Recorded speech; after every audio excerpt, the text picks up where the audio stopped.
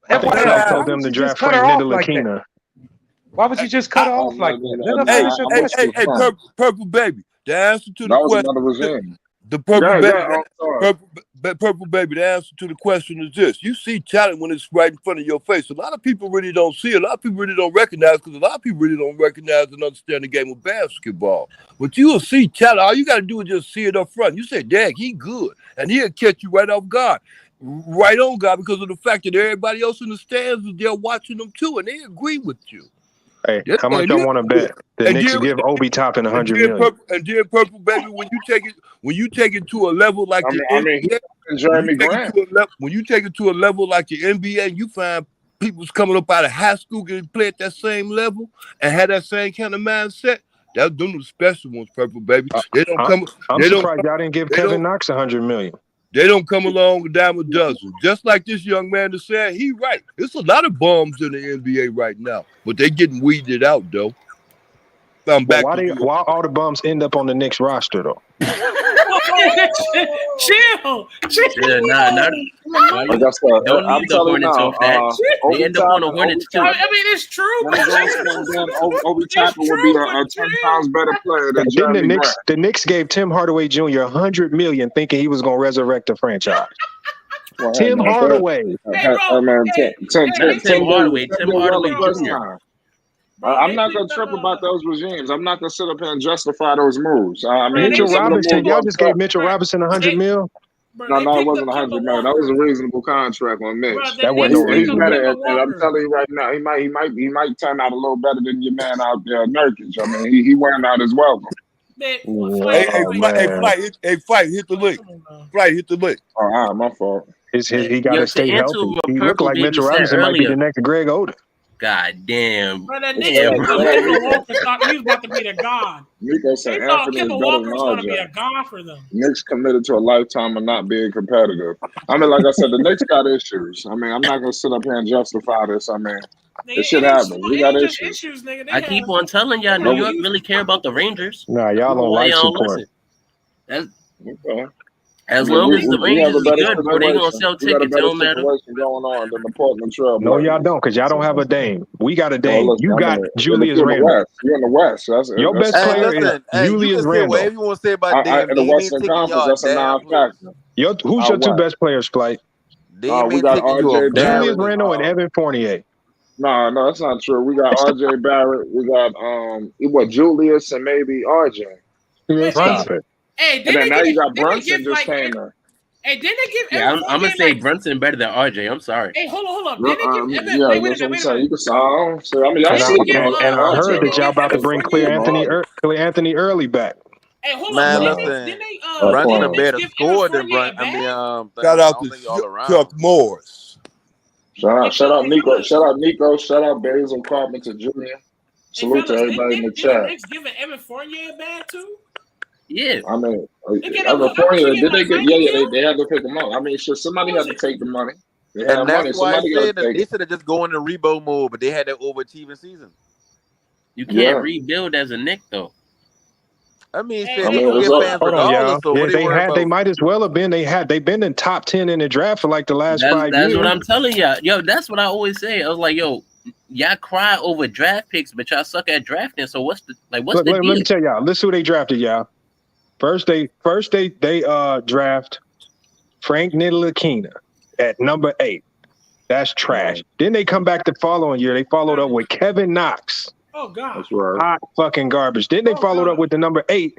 You got Obi Toppin. Ain't done nothing productive in the NBA. He's showing some signs, bro. He been on the bench, man. He showing some signs. He's showing some signs.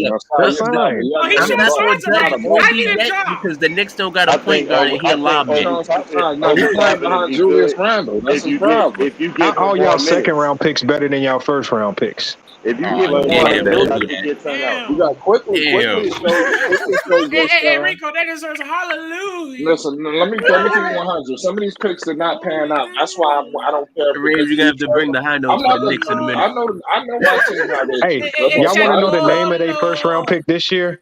Ousmane Deng. Oh no!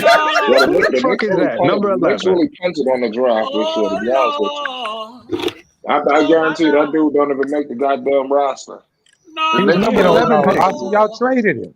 Y'all traded him. I don't get it. How the hell did the Knicks draft a G League team? Yo, they trying to win the G League championship. Hey, Rico, that nigga fight said showing signs. Yeah, showing signs. I need a job. Nah, I think Obi Toppin's gonna turn out nice. Sure, the caution sign. That's big minutes. Why y'all keep saying Obi Toppin gonna turn out nice? What has he done to make you believe he's I'm gonna not gonna say he's nice, but I know he can catch lobs. So I just want to see him with a point guard. That's it. He played pretty good when he got some good minutes, bro. That is true. The Knicks don't have a point guard. If they get Donovan Mitchell, he probably gonna be in the deal. You already know. I always say this, man. Knicks, they need to get rid of Tom Thibodeau, man. He's not a good coach. They need to get rid of everybody. And if Obi Toppin only catch lobs, somebody need to tell him that because he's shooting 5 threes a game for some reason. I mean, but see, players like that, you got to develop them. He don't get enough time on the court to be developed. That's what I mean. Hey, big shout out to Obi. He's not going to get enough time because if you ain't no good defensive player, if you gave him any more time, he would shoot 10 threes a game. He only averaging 13 minutes a game, getting 5 threes up. But if the Knicks throw a bad team, why would you want him to get his rocks off that way? Let him get some shots up. He already athletic. He pretty much Josh Smith. That's what you telling me? He can improve in other areas. Josh Smith athletic as hell, but like taking some jump shots. No bad player though. Josh Smith wasn't no bad player. Yeah, I remember Josh Smith. He was good for you talking about Josh Smith for Hawks, right? Yeah. Yeah, he wasn't a bad player. Josh Smith. No, but that's what I'm saying. The same knock on him. Like he athletic as hell, but he takes way too many jump shots. Oh, Josh Smith was skilled. Obi Toppin is no skills outside of dunking. Josh Smith was not skilled. He was not skilled. He was. No, he wasn't. No, he wasn't. What? No, he was not. I don't know. Like I used to use Josh Smith in 2K, bro. He had that boy had a handle. He had a good stint out in Atlanta. Once he took that money in Detroit, they was upset they gave it to him. You know, so I mean, at the end of the day, you know, he never was the same ever since the days in Atlanta. He was not skilled. He was better than the top. He was better than Toppin, though. I mean, of course, you can say that. Yeah, of course, you can say that now. But Toppin is a young player. We don't know what Toppin gonna come out. Who the hell did they have out there in Atlanta? Bro, Josh Smith. Josh He was Smith playing with Joe averaged. Johnson. Look at that team he was playing with. Josh Smith from 07 to 14, he averaged 16, 17 Joe points a Johnson game. was a problem when he was in prime. They had Jeff T. They had Mike Bibby. They had Crawford coming off the bench. I want to say something. They had Al Horford. I think that sometimes we totally forget how nice Joe Johnson was. Like when he was in his prime. I mean, seriously, he was a beast. Like maybe I'm trying to think of some young people who because we got a lot of young listeners. People don't really know Joe Johnson. I'm trying to think like almost like a Bradley Beal or something like that. But not in this era. It was a different NBA back then when he was killing. It was low. It was more physical. You know. I mean, that's like the player I could compare him to. You know, right now, Joe Johnson was a problem, and he took the Celtics 7 games, the big 3. I was rooting for them that year. Let me tell you something. They could not deal with Joe Johnson. Like, I need you to stop right there. How are you a Knicks fan and rooting for the Celtics? You said I'm a Knicks fan and I what? Rooting for the Celtics. I said I was rooting for the Hawks. Oh, okay. I was rooting for the Hawks that year. I wasn't. I mean, I just root. Like I don't give a damn. I always root for the underdog. So whoever's supposed to lose, that's who I'm rooting for. You know, that's who I want to win. The people. So you was rooting for the Celtics in the finals this year? Nah. Who they were? The Warriors? Yeah. Nah, I don't think so. I think I was just watching. I don't think I gave a shit who won. You know, Celtics game are one of those big underdogs. Yeah, I didn't care. Those two teams, I really don't care. Like a huge I don't like Golden State, and I really don't give a shit about the Celtics. So so I just was watching as a fan. I wasn't losing no sleep. Who won? I ain't rooting for none of them. I'm waiting for Lonzo Ball to get back. That's what I'm waiting on. I'm trying to party. Get back on what? The basketball court? Yeah. Well, I'm ready. Whatever. But yeah. Whatever the hell you want to say. I want Lonzo Ball to get back so he can start balling. So we can start partying. boy FYF took a little down. Some of y'all remember when Lonzo was cooking. Nico, no. Shit. This shit get crazy now. Hey, FYF. Oh. I don't remember. Did Yo, what up? Did you say your stat line? Lonzo Ball come back healthy. You still say 10? What was it? 10 and 6? I don't know, man. I mean, look, I don't really care about Lonzo's stat line because I think he's a great just basketball player. I don't really care what his stats is. He's the type of player where his stats ain't really gonna reflect how good he is anyway. So I don't really care about his numbers. There we go. Right. No, you talking He's about a hooper. He's just, I call him, he's like one of them guys who he gonna do whatever you need to win.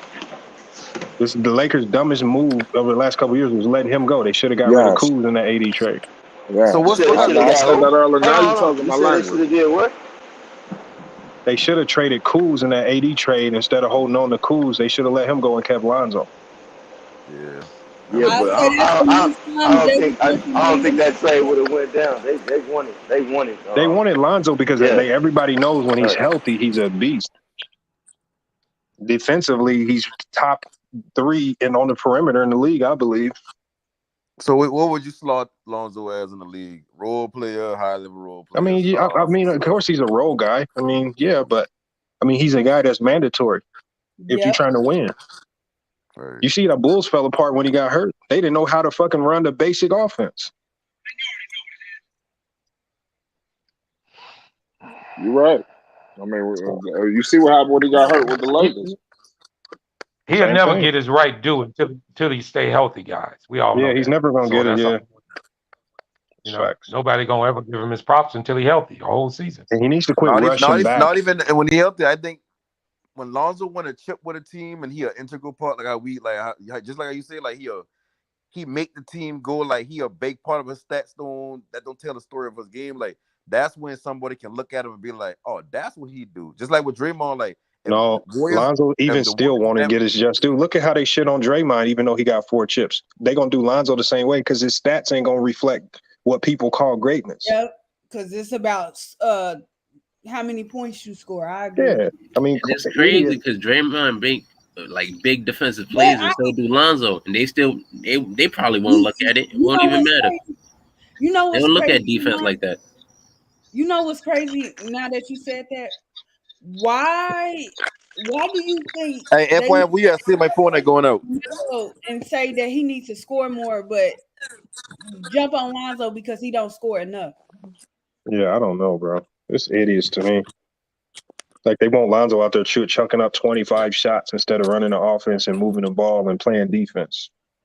I don't know what they want LaMelo to score less.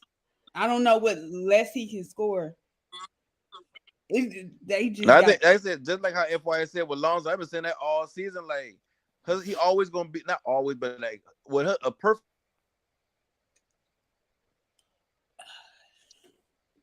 You cut out. His mic cut out.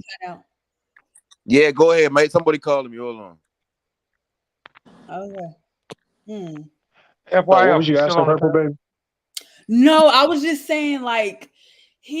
I've been thinking about that lately because when I hear people talk about him, talk about both of them, I always hear, well, obviously he needs to get better on defense. LaMelo does, but then soon after that, he don't need to be shooting the ball like that. He's not a good scorer. He needs to focus more on his defense and his playmaking.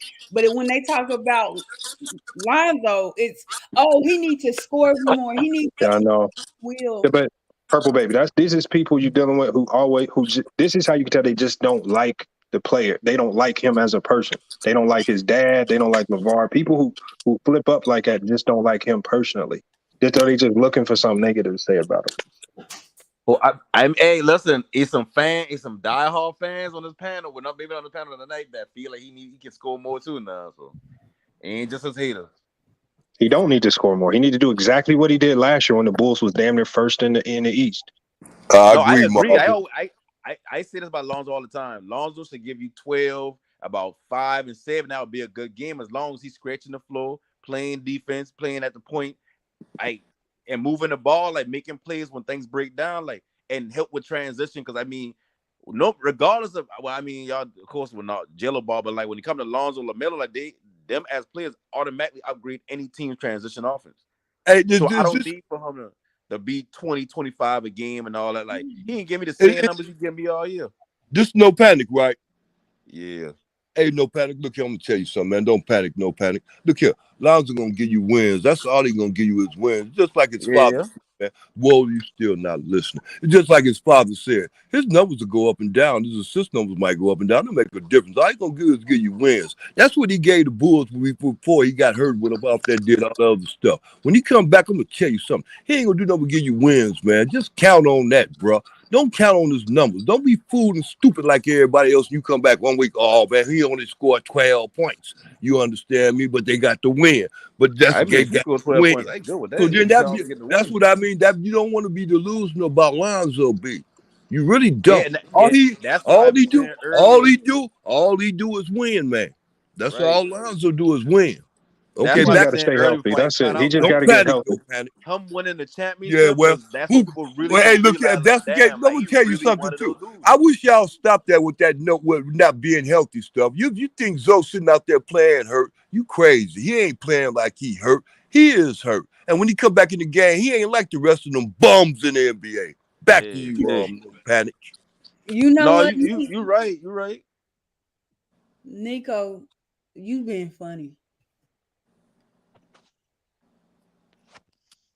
Nico been waiting like 3 years for Klay Thompson to come back. It ain't even that comment. It was the Brandon Ingram comment. What do you say about Brandon Ingram? He said Ingram finally learned how to pass. That's true. Whatever. Ingram used to be. He had a nickname. They called him the Black Hole because once the ball got to him, nobody saw that motherfucker again. Yeah, 24-second BI.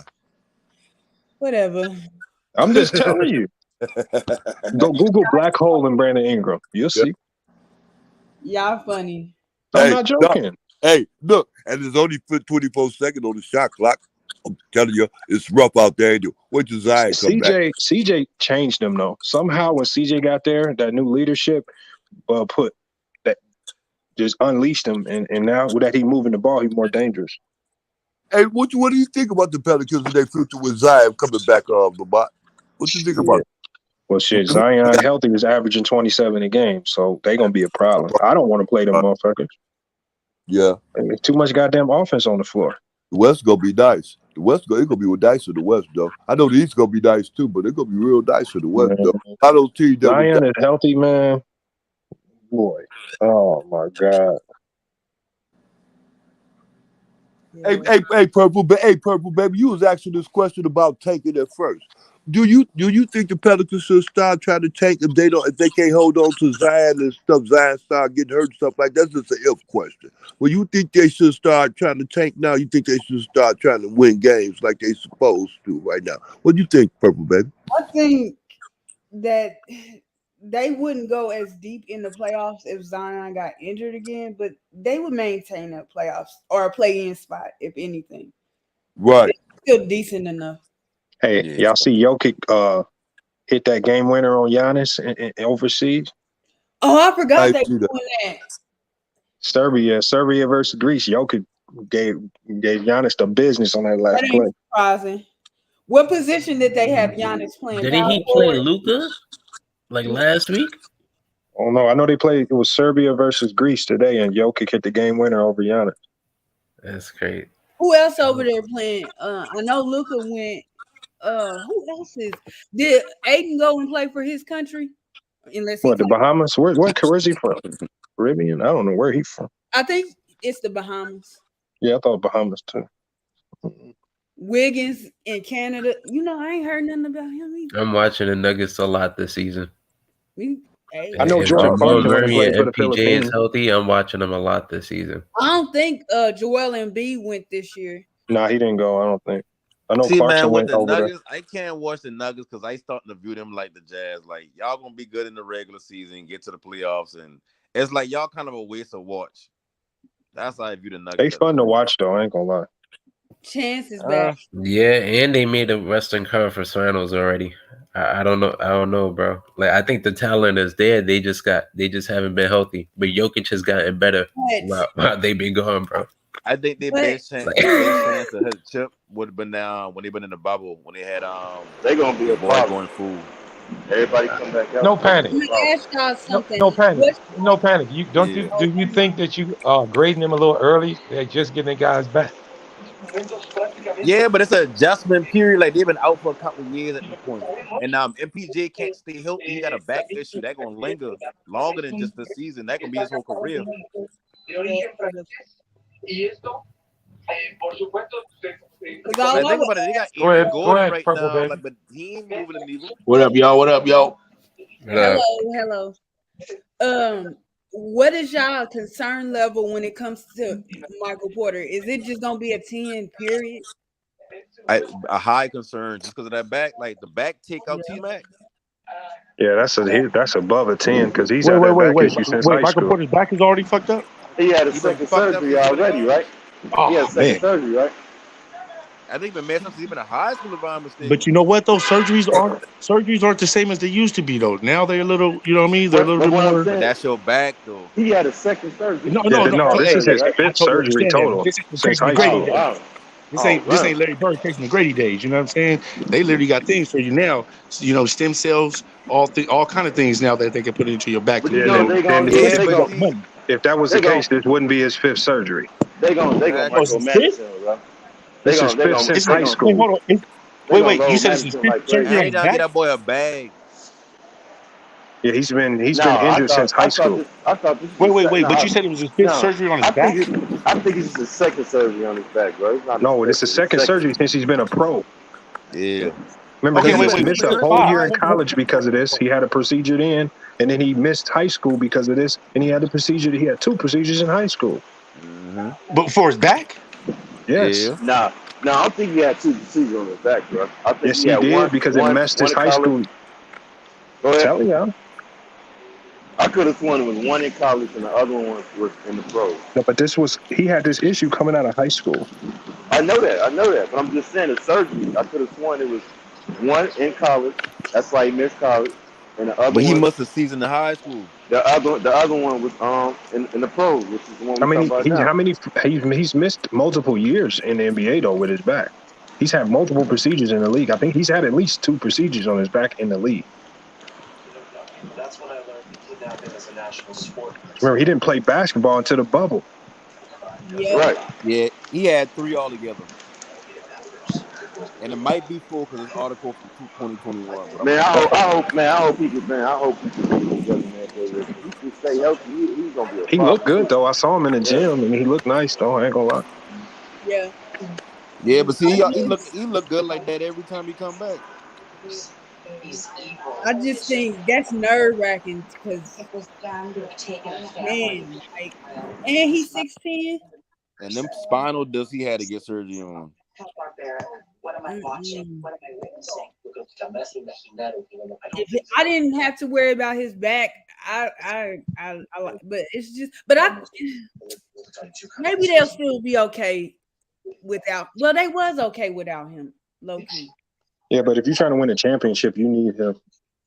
Really, you think so? Well, no, okay. Bones Highland not ready yet. But they got Aaron Gordon. Yeah, Aaron Gordon trash, right? He like a slightly better Obi Toppin.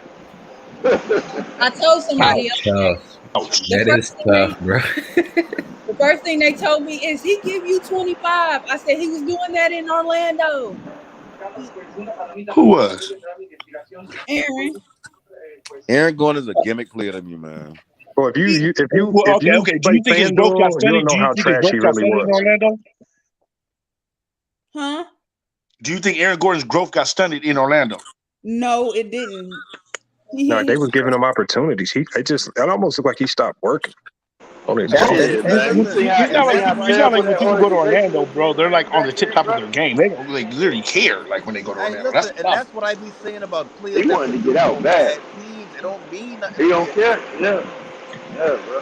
Somebody microphone sound horrible. His show ain't mine. But yeah, I mean, it seems like when they go to Orlando, people just like they just literally take the game for just whatever, just to get paid. I mean, Orlando, it helped some players. I mean, Markelle Fultz resurrected his career in Orlando. And you know what? Wait. What career? I mean, Markelle Fultz is actually playing better in Orlando. Yes. He come from not shooting the basketball at all to we at now. That's a good. Markelle Fultz is like last year. He was decent actually. No, I'm saying, is he still on the roster this year? Yeah, yes, he got a bag. Oh, okay, cool. Yeah, he got a new contract. Oh, cool. Okay, I didn't even know that. Cool. I'm happy for him because them jokes, that was disrespectful. Them jokes, bro. No, but literally nobody know what happened to his shoulder. Like, nobody knows. Hey, but I had deja vu. I swear we had this conversation before. But the same people saying like that's just crazy how you go from one of the best shooters in college basketball that year, and literally you come out in the draft and you can't shoot the ball from the free throw line. Yeah. That was just weird. Shit, they say he had an accident that he hit. That's what it was. I mean, they didn't. It wasn't. They didn't It's not have confirmed. no That's not concrete confirmed. evidence. That's the same. Right, but the rumor was it was some type of accident he had. He hid that. Like a Jason Williams situation. Yeah, it was a motorcycle accident or something like that. Yeah. I believe so it. Like a Jason Jason Williams situation. Yeah. I didn't hear that. I didn't hear no reports about that either. Lamont. Yo, what up? If you had to make an all defensive team, who would be on your all defensive team? In the NBA right now, shit. Center, I'm gonna go with Gobert. What? Power forward, I'm gonna go with Draymond. Gobert. Small forward, I'm gonna go with Paul George. Shooting guard, I'm gonna go with I'm gonna go with Jimmy Butler, and then point guard, I gotta go with Lonzo. That's solid. Why are you sitting on Gobert like that, man? You ain't no bro. Come on now, Rudy Gobert has shown. Rudy Gobert has shown that he is nothing but a guy that just gets shitted on. Not true. Every time somebody wants to go to the watch hole, the film, because I did a full breakdown on this, because the myth was that he's just getting shitted on. No, what was happening was those guards on the perimeter were getting beat so easily. He's literally running all over the court trying to play Captain Save-A-Hole for these scrub guards who can't defend nobody, and he's having to rotate late, go run out to the 3-point line. Against John Morant, wait, hold on, you didn't have to rotate on that. When you one-on-one against John Morant, and he shits on you like that, and then Terrence Mann. Hold on. The best defenders in the league can't stay in front of John Morant. Huh? John Morant is just different. No. But the first person to do it was Terrence Mann from the Clippers.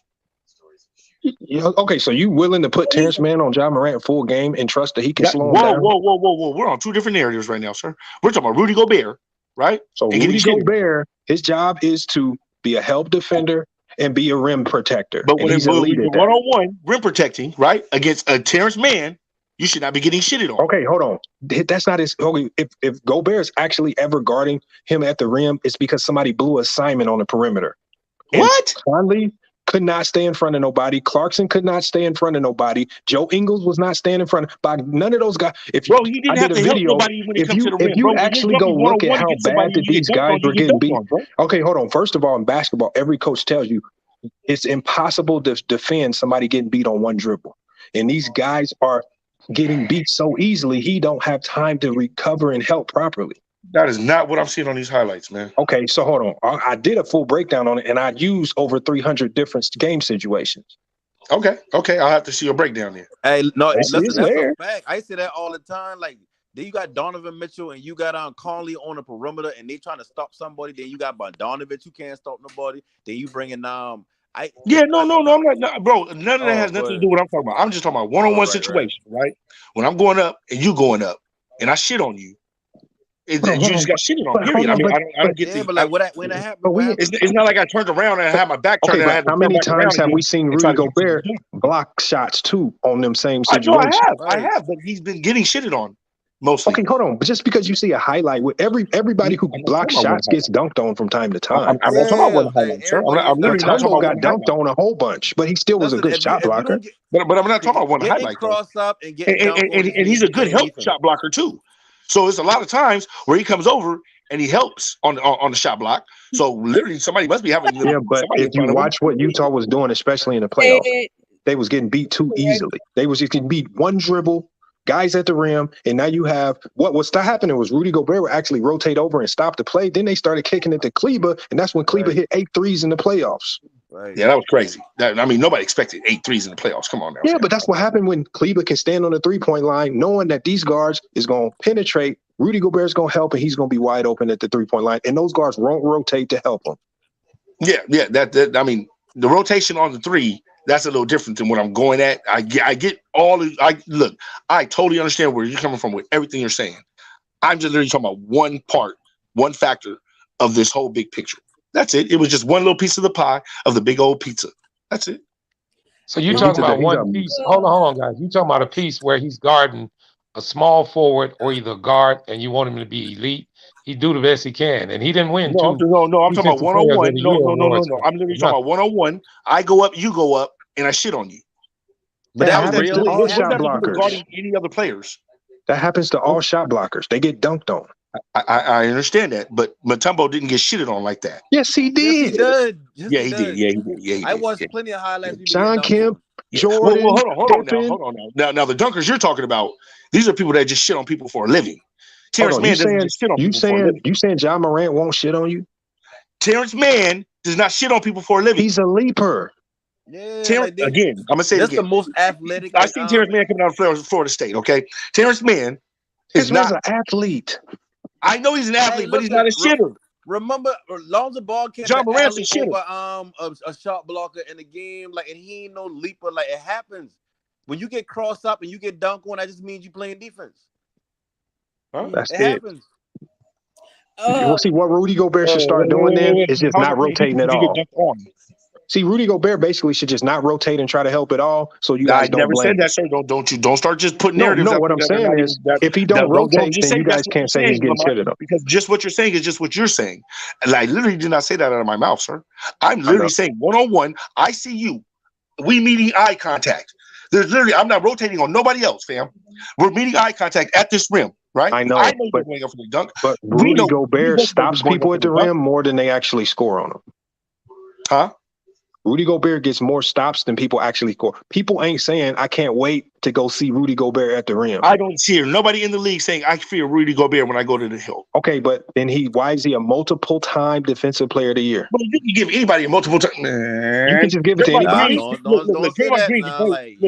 Anybody just gets it. He led the league in blocks. So I guess Elijah defensive player of the year ain't nothing. His numbers don't lie. He led the league in blocks. But you cannot call him a defensive player of the year. Joel Embiid should have won a couple of them, fam. Come on now. I didn't hear that. What? His numbers are not going to lie. I said Joel Embiid was robbed. I feel like he was robbed. Until he got one. But Joel Embiid injuries always put a stamp in his rewards. In the hole, period. Well, you're right. I'd rather take Draymond Green attacking you at the rim. You know what I'm saying? Going for a block over Gobert. At least I know. If he ain't gonna block the ball, he's gonna get a foul.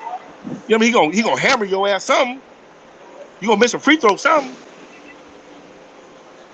Yeah, but Draymond Green also has perimeter defenders in front of him that put up a little bit more resistance than a fucking Mike Conley. Curry's a great defender that put up a resistance.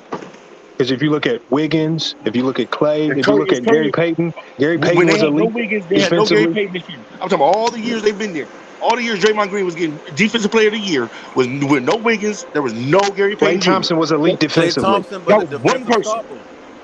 And they always had players like Iguodala and Livingston, all good defenders. Iguodala was 57 years old, and he was still a good defender. He was halfway there sometime. What are you talking about? He was getting beat. He was getting beat on the perimeter. Iggy's a good defender. They put him on LeBron. John Livingston was a 6'7" point guard. That's length. And your mic is real bad. No panic. Yeah. I'm trying to hear you. Say the FYF. Yeah, what? I know, right? I can't even get a fucking fan when I'm there. Damn. Only thing I was gonna say about your team was I liked it, but I would have switched George out for Leonard, Kawhi Leonard. I know, but the only reason I didn't put Leonard in is because he hasn't been on the court. Okay. Yeah, That's the only reason why. do that. Around the same thing. Okay. I agree with you. I agree with Flacco. Otherwise, it would have easily been Kawhi. I think Kawhi at his peak defensively might be one of the best all time. Yeah, one of the best. The long arms, the way he sits down on it. He's been doing that since San Diego State. But I've been trying to tell people since San Diego State, he has that recurring knee injury. And ever since San Diego State, he's been using that knee as like my knee, but then you literally never know what's going on with him. You know what I'm saying? And it frustrates people. And it frustrates San Diego State coaches too. Because he did the same thing there. Yeah. Like another guy I kind of like low key as a defender is, and it was prior to the injury, and I'm hoping he can get back to what he was prior to injury, but Clay also. Yeah, I think Clay will be back soon. I mean, yeah, Clay will be back soon. Wait, but you know what? Clay is getting older though, Lamont. I know, but defense in the NBA now is about team defense, and a good team around you can make you look a lot better. One-on-one like it used to be. The knee injuries getting older. You know what I'm saying? The young guys, young bulls is coming out. Man, they coming out hungry, man. I mean, they glide off the baselines. I mean, you don't get better ISO players than what you have with Boston, and they did pretty decent job on them. So. Yeah, that's true. That's true. Yeah, but that's because Boston didn't play a team D you have to play team defense on the Warriors. You can't play one-on-one. No, I'm talking about them guarding since Boston. I'm talking about the Warriors guarding Boston. Oh, the Warriors guarding Boston. Oh, I think it was just Boston. Jalen Green been attacking Klay Thompson all game. They had to switch up even that turned the series around when they put Gary Payton second in there. Yeah. Because I mean, it literally came down to Boston missing shots, man. I mean, and you know, if you miss shots with the Warriors, it's a wrap. Christmas gifts. You might as well just sit on Santa Claus's sleigh. That is. You get missing shots to get the Warriors. Guys, which team y'all think makes the biggest fall off? Like in each the Minnesota Timberwolves. Like if you think no. What I'm saying is like out of the top 4 or 5 seeds from each conference, which one of them teams think you has the biggest fall off completely? I got Utah in the West. Well, let's take off Utah because we know they're gonna fall off because they getting ready giving away all their assets. Gotcha. So wait, hold on. What are you equating the West out of though? Because remember, let's go. Like we're talking about the teams that ain't clearly trying to rebuild. So teams coming back as is. Because personally, I'm gonna have to go with your Lakers 1. So the Lakers was already in the garbage can, but they wasn't never at the bottom. No, I'm talking about this year though, right? Yeah, but I'm saying out of the top teams, which team falls off? The Lakers already been fell off. Last year's top teams is kind of because a lot of the real top teams weren't there. They were hurt. Okay, so which one do you think falls out? Memphis, Phoenix, who? I don't think nobody falls out. I gotta go with I don't think nobody falls out. I think Memphis. None of the teams that made the playoffs. I think it's gonna be a fight. I don't think any of the teams that played in the playoff last year will fall out. I think they're all still top, man. I think Memphis misses the playoffs. What? No, I don't. How long is that player? Somebody got hurt on their team, right? No, Lamont, because you got Minnesota this year. You got Portland. I don't see them falling off. Portland ain't in there. I can't even act like Portland. Portland gonna make that 8, 9? I mean, Portland gonna be 8, 9, but I don't really consider them a threat in the West like that.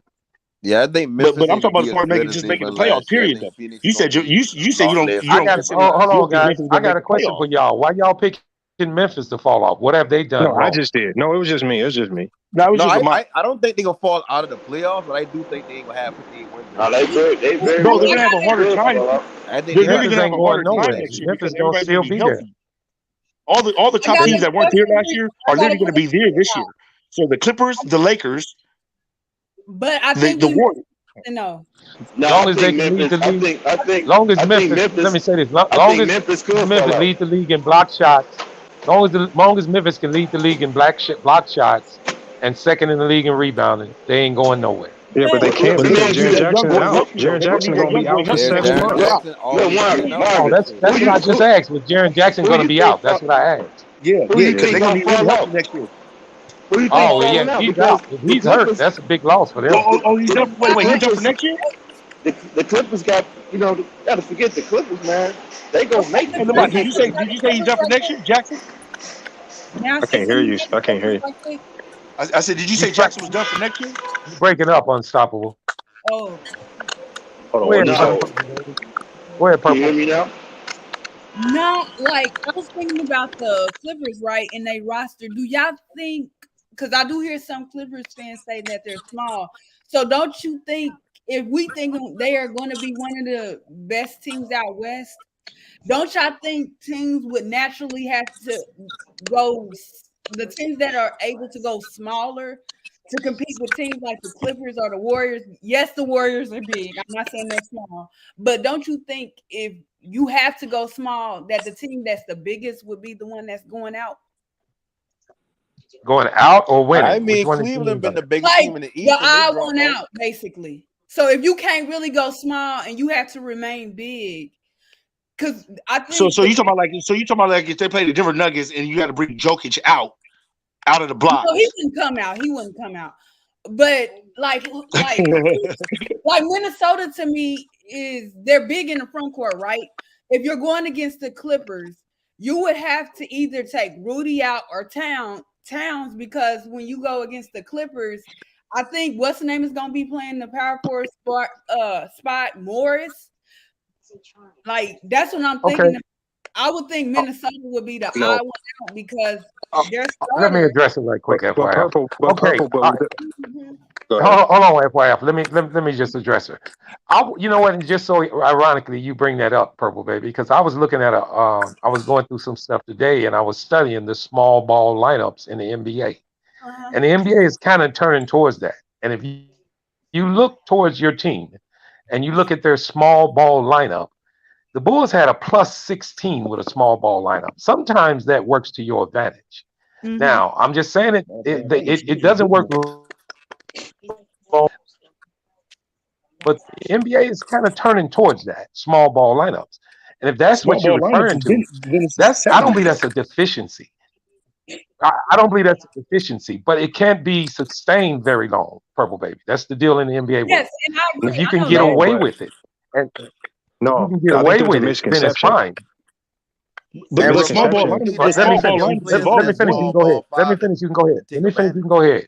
All I'm saying is this: it's nothing that's sustainable for a long period of time. But just about every game, every NBA team goes to a small ball lineup. It all depends on how well it is ran, because if you can make the other team do something they don't want to do, then it's an advantage to you. Now, I'm not saying it's going to work for every team, but if you think about the lineup that you were just mentioning, how potent could that be? Nobody knows, you know? But here's the problem with Minnesota. The good thing about Minnesota is that they small ball lineup, because remember, they signed Kyle Anderson, who's what, 6'10", 6'11"? Yeah. If you put Karl Anthony Towns... Yeah, if you put Karl Anthony Towns at center, you got Kyle Anderson at power forward, you got Edwards, Russell, and those guys, you still pretty big, but it's considered a small ball lineup because you don't necessarily have a true center. After that, you can, I think most of the small ball lineups in the NBA are big lineups. It's just the center can do more than just be the traditional center. Yeah. And so it's not necessarily small. I think that's what it is. That's going to be a true money right there. I believe what she was referring to with the Clippers is that she's talking about a true small ball lineup, because that's going to be a 6'8", 6'9", really nobody really over 6'10" that's playing in that lineup. So what I say to her is this: it'll work, but it's not sustainable for a long period of time. Don't they got a 7-footer over there? But I don't think many teams run a small ball lineup with just small players. Yeah, well, but wait. But most of the guards are 6'5" and up, 6'4" and up. Because that's what I'm saying. Small ball with KD was 7 feet. All right, hold on. A Purple Baby, who would you be considering their center on the Clippers in that small ball lineup? It would still be Zubac. Basically, I think. That's kind of what. That's kind of what FYFs are saying. That's 7 feet. And I know that, and I'm not thinking like that. I'm saying Zubac, Morris. What's the name at the 3? Kawhi at the 3 if he's healthy. George would be at the 2, and then you got Wall at the 1. I feel like I'm missing. No, I thought they used Marcus Morris as for the small ball lineup and took Zubac out. They might have. Yeah. That's what they would do so they can get faster up and down the court. That's what I was getting to. See, in the small ball lineup, they use Patrick Williams as the center. Yeah. And that's a true small ball lineup with small guys. I mean, even Patrick Williams ain't small though. That's the thing. Yeah, he's not Patrick small. Williams ain't small. No, He only 6'8". He's only 6'8". He's got long. But he has like a 7'3" wingspan. But I'm just talking about how tall he is. That's all I'm saying is how tall he is. I thought he was 7 foot. No, hell no. 6'8" I thought he was with a like 7'1" wingspan. 6'8" with a 7'1" wingspan. Ooh-wee. 7'1" wingspan. He's just getting going too. I just want you to know that. He got some orangutan arms. Shut up. Yeah. Who did you say, Marvin? No, Patrick Patrick Williams. Williams, yeah. James got a wing crazy wingspan too. So where y'all see my Heat? I don't know, man. I just think I don't like the way you just said that, Purple Baby. Hey, you know what, Purple Baby? I don't even like the way you said it. You know what? Nah, hold on. That's like going outside. Hold on. Go back outside and come back in. Hold on. We gotta let me explain. They are a well-ran, well-coached, like Toronto organization. So I do think they'll always be there and they will always be in the playoffs. I'm saying I don't know because it depends on the competition. Do you think they want Jimmy Butler to win the championship? They need more scoring. I think Jimmy Butler can't be your scorer in the fourth quarter. He can't be your best scorer on the floor in the fourth quarter. He can't be your best scorer in the fourth quarter. If Oladipo wakes up and becomes the old Oladipo, yeah. But Jimmy Butler can't be your go-to guy in the fourth. He had to literally get back off that injury, though. He had to try to get healthy this year. So it was literally a whole year of him trying to get healthy and get back right. You know what I'm saying? So I think next year, he's going to be right. Well, let me ask you this about the Knicks. Oh, yeah. Did the Knicks do it? I'm sorry, not the Knicks. Let me ask you this about the Heat. Oh, boy, I thought did the Heat do anything to upgrade their team in this offseason? Sometimes you don't have to do nothing, though. See, hold on. See, that's the problem right there. People always think that you have to always go get somebody else or go get another piece or get rid of a piece to get another piece. Sometimes you just need to run it back. And somebody's head. Okay. The reason I brought that up is this. Hold on. The reason I brought it up is this. Because you did lose a player in PJ Tucker. Yeah, that hurts. Yeah, no, that hurts a lot. But we also gained though. Okay, that's why I asked you first, did they do something to upgrade? Because I wasn't gonna bring up what they lost. But since you said sometimes it don't take nothing. Upgrade, but that's what I'm saying. Sometimes we don't need to upgrade. Sometimes we just take the other person that we know that can step up to just step up. They didn't make no additions to their roster. But you lost you lost a vital piece to that team. You lost a vital piece to that team, and you didn't. PJ Tucker wasn't a vital piece. I mean, he literally came down for one season. He was a vital piece. Hold on. Yeah, he was. I mean, he was in some games. I mean, but some games, literally, PJ Tucker would be out of place and getting his ass beat. And then all of a sudden, they would have to go talk to that nigga on the sideline because he was out of place. Always disrespect the defensive guys. That happens to all NBA players. Y'all only do that to the defensive guys that can't.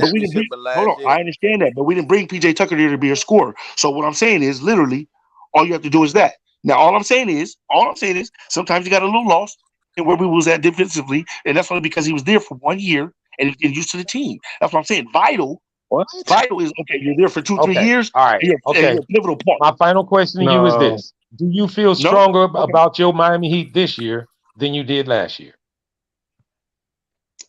That's a no. Not with old ass Kyle Lowry at the point. Ain't no way. No, let him answer. Let him answer. The reason the first question I asked him was did they bring any help? He said that they didn't need it. Then I mentioned that they lost PJ. He said, okay, that's okay. So wait a minute, hold on. Okay, well, I'm sorry. You didn't say you didn't need it. I'm sorry. Let me finish. You said that sometimes it doesn't take that. Then I said, well, you lost PJ. You said, well, yeah, he wasn't vital. So I asked you the final question that I want to ask you. Do you feel that Miami is a better team coming into this year than it was last year? If Oladipo becomes Oladipo again, I believe we're going to be good. So you're banking on Oladipo. And Oladipo's going to be healthy, and he's going to be healthy for the first time. And everybody's been talking about he's going to literally be healthy for the first time in about 5 years off that foot injury. And in closing, I want to say this. Miami needed help with the big man when you had PJ Tucker. Now he's gone now. I want Precious back. What the hell did Aaron Donald do? I want Precious back so bad, man. I don't know why we gave Precious to Toronto. Look, and you just said that PJ wasn't vital, and I don't believe he was totally vital, but he meant a lot to that team. No, I don't see. That's what I'm saying. So hold on. You just said the same thing I said. You don't believe he was vital, but he meant a lot. I never said he didn't mean a lot. But you didn't replace him with anybody. You didn't replace him with anybody. No. But what I'm saying is we have a Victor Oladipo who is just as good at the defensive end if he's healthy. But he can't do what PJ does defensively. Okay. PJ like the I'm not going to even bite on that one because he's not a PJ. You know that. No. Hold on. But Victor ain't no punk. But he's not. But he can't even guard this. He can't guard the same players that PJ was guarding. Though he can't guard Giannis. Yeah, nah, PJ. Yeah, PJ. Yeah, I know. Yeah, I know. I mean, listen. I'm not saying Miami's bad. I'm just saying that the other teams in the East added, and if they lost somebody, they tried to replace them. In Miami's case, they lost PJ. They lost PJ, and then at the end of the year, Lowry was kind of showing his age a little bit. Are you looking for more from him? Lowry got hurt. No, hold on. Lowry nursing the injury. Lowry nursing the injury, right? So he's gonna be healthy next year. No, he was out of shape, bro. That was not healthy last year, and we're nursing injury. No, Lowry wasn't not in. Lowry was fat last playoffs. He was out of shape. He was like 10, 15 pounds too heavy. He was nursing the injury, fam. He was nursing the injury. He's trying to play through it. But Lowry ain't gonna get you over the hump. If you see the videos of Lowry, he looks he didn't lost at least 20 pounds. So Lowry is in shape now. He's back in. He's healthy again. He's back in shape, so he's going to be doing his thing on the defense end, running around like how Lowry do. And then, but he ain't gonna put you all over the hump. Now my whole thing is, I'm just worried about Tyler Hero. If Tyler Hero don't show up this year, I literally want him gone. Period. I don't know. He averaged 20 points a game for you last year. That's y'all main point contributor. Like that's how y'all get things going. Like y'all play defense to start the game, and then y'all get him cooking. Bro, we literally drafted that nigga for that reason. So if you're not going to be there for that reason, then what the hell is you going to be there for? Okay, now what are you looking for? What about Duncan? Duncan Robinson. I didn't like all that money they put into Duncan Robinson when they put that money into it because they literally gave him all that money off of a half a year worth of work. Because after they found out that Duncan Robinson didn't get his own. How much did they just give Udonis Haslem? I don't know. I hope they ain't still paying that boy. Yeah, they just re-signed him. Yeah, they re-signed him. See, minimum. Yeah. I mean, but for what? Like $2 million? I mean, but for what? Because literally he's that player that you can. Hold on. It's kind of like the Tim Duncan effect. If I can get on my star, not even Tim Duncan. Fall in line. Nah. Nobody give a fuck about what Tim Duncan said. Nah, nobody care about what Tim. He was soft spoken. It's literally just like a Draymond Green, right? He gets the whole team ready to roll. When the team's out of it, he literally puts everybody back in line where they need to be because they respect him and they listen to him. So I'll pay $2 million a year for that. I'm not knocking the signing. I just brought it up because you mentioned the money that you gave to Robinson. I mean, that was a couple of they gave him a $90-some million contract. Well, that was just bad. That was a bad contract. I mean, that just caused. I literally just said that was the worst contract. I literally just said that. Well, okay, but let me say this to that. The year before that, Duncan shot the ball very well. He almost deserved it. A little bit over half a year he did. And then literally teams found out that he couldn't get the ball. Hold on, let me finish. Literally teams found out that he couldn't get the ball off the dribble and he couldn't make his own shot and he literally needed screens to get his shot open. And then they pressed on it. And then we had to take him out. I think they already knew that. They just been hoping he shot very bad next year. But okay, but let me ask you this. I just heard you talking about Tyler Hero. Now, are you telling me this about Tyler Hero because he didn't perform in the playoffs? Because he averaged 20 points a game in the season. And he been hurt. No, but see, 20 points a game sometimes it can be fluffery. You know what I'm saying? You can look good on 20 points a game when we blowing out somebody 20. You know what I'm saying? Or we're blowing out a team 19. You can look good with 20 points. But all right. So are you telling me most? Hold on. But what I'm saying is when it matters, playoff time, when it matters, I need you to step your game up. I don't need you out there jet skiing with your girl. You're gonna be having threesomes with your hot ass girlfriend. You know what I'm saying? Like, so are you kind of laying a lot of the blame or the losses of the playoff games on Tyler Hero? Is that what I mean? Let's take it easy. Where do you get these narratives, sir? Did I say Tyler Hero's to blame for everything? No. I'm asking you. I ain't got no narrative. I'm asking you a question. You said, are you saying that Tyler Hero? No, I'm not saying that at all. You know I'm not saying that. Okay. Oh, wait. Don't go no further. If I say, are you saying, is that asking you a question or telling you something? I'm asking. That's telling me in a question form. But what I'm saying is, you literally never heard that's come out of my mouth. So there was no reason for you to even bring that up. Like I would have possibly even thought. You just said Tyler Hero needs to do what?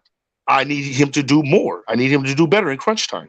I don't need 20-point fluffery in the regular season. I need that 21 what is that? So what is that? Good news? Is that good, encouraging news, or is that he's kind of to fault? What do you mean? Are you saying that he did well, or are you saying that he needs to do better? No, I said no. I literally said he did not do well enough. Period. Okay, well that's all I said. I said, are you laying some of the blame? What are you talking about? I said, are you laying some of the blame? Because it damn sure wasn't all his fault. No, bro, everybody is to blame there. Everybody. I'm just telling you what Tyler Hero needs to do individually. Everybody has to do what they need to do. Just like Kyle Lowry needed to get back in shape. Victor Oladipo needed to get back in shape. Jimmy Butler needs to go work on his jump shot. You know what I'm saying? Like, it's literally in circumstantial situations when he has the ball in his hands. So it's literally a gang of things that people can work on all the time. I literally never said that. I'm just literally saying what one individual needs to do to help this team out. Okay, let me ask you this. You realize the only people that can put the ball in the basket on y'all roster is Jimmy Butler and Tyler Hero, right? Tyler Hero. Well, I mean, and that's what I was going to ask you. Like you don't think no. So y'all, I don't know what y'all be forgetting about Adebayo. Look, I think it's that's because what I was just going to mention. I was just going to mention him. The whole thing was involved in Adebayo this year. I was just going to mention Adebayo, and I was going to ask you, don't you think he needs some help?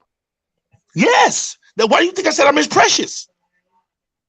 Yeah, that don't move. That's what I'm talking about. Precious that went to Toronto. I still don't get the move on bringing Kyle Lowry from Precious. I would have let him. Y'all need a stable point guard to try to generate. Bro, you could have brought Gabe. Look. Gabe is doing his thing over there. He could be the Tyler. I mean, he could be the Kyle Lowry. Oh, see, you tripping. What? So what you saying? You ready to get rid of Kyle? You ready to get rid of Kyle? No, I'm saying I would not have got rid of Precious. Oh, you would have never got him. You would have never got him. I would have never got him because I would not have gotten rid of Precious. I agree with you there. I agree with you there. And the other dumbass thing to do was to get rid of my boy Olynyk. Olynyk was the heart and soul. Kelly. Yeah, Kelly was the heart and soul when it came down to what we need to do on defense, fam. Who did y'all get in return for him? Who did y'all get in return for him? I literally forgot. That's how much it didn't really mean nothing. But you do realize this year's version of the Heat's been better than last year's, right? Well, last year been better than the year before, right? Wait. They got better. They got better each year. They got better each year, is what he's saying. Oh, okay. I get it pretty much. Oh yeah. Well, I mean, under Pat Riley, you're gonna have to either get better or you're gonna get shipped out. Ain't no ifs, ands, or buts in Miami, fam. It's the reason why LeBron said, you know what, let me get the hell up out of here. I can't do what I want to do here. You don't think that been a good move for them to bring in PJ? No, they got Kyle Lowry for Precious. No. Why I'm saying is for the position switch. Because what Precious that played a 3 and a 4, right? No, Precious was a center. He was a 5. Oh, he's a 5. Okay. He's the one over there in Toronto right now balling out. So he was helping Adebayo a lot. He was and that's why I'm saying when you as a rookie too. When you look at the Heat, I think what he's saying, no panic, is that the position was more important. Yes, he felt like they could have covered that point guard position up and kept Precious. Yes. And it would have solidified the team more. And I believe that too. Because I've always said Miami, if they had another good center, points a game. They got all right. What's your backup center's name now? Hold on, Mark. Hold on. See, you don't bring Kyle Lowry in to give you type of points a game. Like you give him to be that veteran point guard that can rally the team at a certain point so they don't get over. But we don't need Kyle Lowry to rally anybody though. We have a bunch of rally mates on this. Y'all do because outside of Jimmy Butler and Tyler Hero, nobody can go get their own basket. So y'all do need. That's what I'm saying. That's what I'm saying. You got Gabe. Look, Gabe already showed that he's a beast. He can go to the rim. He can hit buckets. Huh? He's not that. He's not He that. don't feel If that's Gabe the is case, good they would enough. have no problem in the Eastern What? Conference Finals. Gabe has a He don't way feel better shot than Kyle Lowry ever had. He don't In his feel whole Gabe is career. good enough. No, listen, I'm not disputing that because I don't even have enough knowledge if he better him or not. What I'm saying is, Kyle Lowry Gabe is literally was not not that type. like one of the best jump shooters. He was No, just, listen. Yeah, that's jump shooting. We talking about somebody who can get a bucket other than Jimmy bro. Butler. I'm trying to tell you that Gabe and can get a Tyler bucket, man. Hero. Who can go get you a bucket? Bro, How I many just points told Gabe you he averaged? will get a bucket. How many just points told Gabe averaged for you guys That's all yesterday? it comes down to is a bucket getter. Yo, Miami got Rudy Gay. We got Rudy Gay. Yeah, he didn't got old now though. He didn't got older. But Rudy Gay like 64.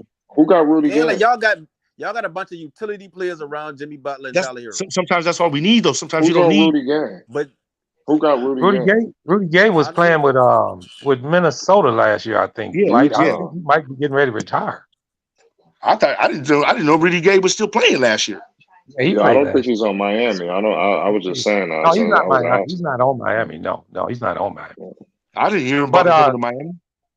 But no, you asked for this Miami talk, so I've been wanting to bring it up for a while. What are you talking about? I'm here for it. What do you mean? I'm here for it. Yeah, well, no, I'm not saying you running from it. I'm just saying, I'm just bringing up the stuff that I've been thinking about it for a long time.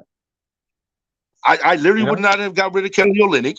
I would not have got rid of Precious. You literally just killed your whole front core. You know what I'm saying? Twice over. So literally, you can't just bring in somebody else just off the rec. You know what I mean? That's going to be a Precious or a Kelly Olynyk. So we got Strauss, but Strauss is a 3-point shooter. Yeah. So that was the reason. That was the reason I asked the final question. In your truthful thoughts, is your team better this year coming into this season than it was last year? I don't know. It just depends on a couple of key players. It literally does, and it depends on if Tyler Hero steps his game up like he needs to, like he knows he can, and he wants to get that fat contract. Okay, and it depends. It depends on Oladipo. If Oladipo comes back as Oladipo, bro, we got a hell of a shot, fam. That's still lacking but you're still lacking in the center position. You do know. We've always been, we was lacking there last year. What are we gonna do? Well, you could have kept PJ Tucker. I mean, but PJ was gonna get more somewhere else. So I mean, you know. I mean, only thing I'm saying is if you let him go, I'm not saying you won't. Just bring somebody back that can cover that hole. I mean, you had a hole there, and you got Miami though. Let him go. But with Miami, we literally bring people off the, you know what I mean, like off the scouting, off of, you know what I'm saying, just out of anywhere, bro. And people plug in, and they do a great job every time in Miami. So I literally don't see a big old, you know, like a big old hoopla about it. Oh, I see what you're saying. But okay, so I'm gonna end it with this. We can continue on, but I want to say this. Yeah, we can continue. For a Miami fan, I haven't heard you say championship not one time, and I don't know how high your thoughts are on your team going to the championship. I said championship last year. I said championship last year, and I literally, you know, jinxed my team. So I don't want to say nothing this year. I jinxed my team. All right. Look, all y'all know on this channel from word day one on this channel of the basketball season, I literally said Miami is going to win the championship. I was almost right, and I should have just shut up and maybe not jinx myself. So this year, I'm just going to tone it down a little bit and say we're going to have a great season. Well, I'm going to tell you this. I don't know if you heard it, but I picked Miami to go to the championship last year. They had the team to do it last year. They had the team to do it last year. They literally had to look. It was in the bag. It was in the bag. Literally, all they had to do was make a couple of shots here and there, and we'd have been in the championship. But I mean, shots didn't fall. Man, people was getting a little pissed off at each other. Well, and I say this: what worries me is that I don't think the team got better. I think they lost a key piece to the team. And I think other teams in the East got better. So you don't think the ride getting there is going to be as easy. It wasn't easy for you guys last year. Hell no. I don't expect it to at all. I didn't expect it to be last year, but it literally turned out to be good for us. You know what I'm saying? But I mean, I thought the Bulls were going to be better last year. I thought Brooklyn was going to be at the top. So I mean, I literally had a lot of teams that were supposed to be there. Go ahead, Purple. Question in. So who's gonna fall out the top 6 for a team for Brooklyn? For Brooklyn to make a top 6 seed, who's falling out? to make a top 6 seed? Mm-hmm. 1 through 6. Toronto. Well, Okay. Yeah, like only you can that would you can play you have to go with Toronto. the lower seeded teams. That would be Chicago, Toronto, or either Cleveland didn't make it either. That would be Chicago, Toronto, or Philly. And I don't see my Bulls falling out. I figure we're gonna get in the playoffs. I don't want to judge what Toronto does. I don't want to judge what Toronto does. I just told FYF. I don't see any other teams dropping off from the East or the West. Now, if Brooklyn can get it together, they can. I don't think the Bulls are going to be a 6 seed. I'm not going to predict where they're going to be, but I don't think they're going to be that low this year. I don't think they are. If they stay healthy, the Bulls got a damn good team. I say Raptors. Now the Raptors are a little different. I mean, the Raptors play steady ball all year long. Now they came on late and overtook the Bulls. They falling out, bro. They falling out, bro. I mean, I can't just predict they're gonna fall out because they got a decent enough. They rested the laurels on Siakam, and Siakam only looked good because Kawhi Leonard was there. They falling out, bro. I told you gonna take their slot. Hawks gonna take their slot. No, Siakam ain't that dude, man. They thought Siakam was gonna be that dude. He ain't that dude. No, well, no, see, they got OG on the trading block. So once he get traded, like they might just tank, if not tank, but they ain't looking to tank. No, that team ain't finna. And trading block don't. Wait a minute, no panic. Defensive players though. They don't have no. They don't literally have like. No panic. You said on the trading block. You know how many people been on the damn trading block this offseason? Let's wait and let it happen. Don't say that. No. The reason why I say that. That's the reason why I say that. You got Siakam, you got Fred VanVleet, and you got OG. Those are your 3 main players. If you get rid of OG, who you getting back that gonna be like, okay, we just need this player and we back and we a championship team. At some point, Fred VanVleet contract, they ain't gonna want to sign him back to a bigger contract. Siakam, I mean, they can keep him by himself, but they can want to rebuild at some point. They're not even. Nah, bro, you gotta get rid of Siakam, bro. You gotta get rid of that contract with Siakam, bro. He's not the guy. Yeah, why I'm saying is once OG gets he wasn't it with Kawhi. I don't know why they put the people just don't want to take it with his contract or with his fit or what they don't want to give up what they think they can get for him. So well, now OG was that domino fall. That's a wrap. No, I don't think they're gonna get much for Siakam though. That's the thing though. Siakam ain't he improved his too. OG was a key contributor. OG was a key contributor to that team though. OG was a key contributor to that team. Yeah, so for him to be on the chopping block right now because they're trying to bring picks in and they're trying to bring younger players and they're trying to rebuild, like they ain't a team that is somebody gonna just assume I'm gonna just come there when I have free agent. Like they're not that type of team. So they best. Well, wait a minute, no panic. I haven't heard. I haven't heard no too young right now. I don't see the owner doing that. I ain't even heard no waiver wires about him being on the trading block that heavy. I've seen plenty.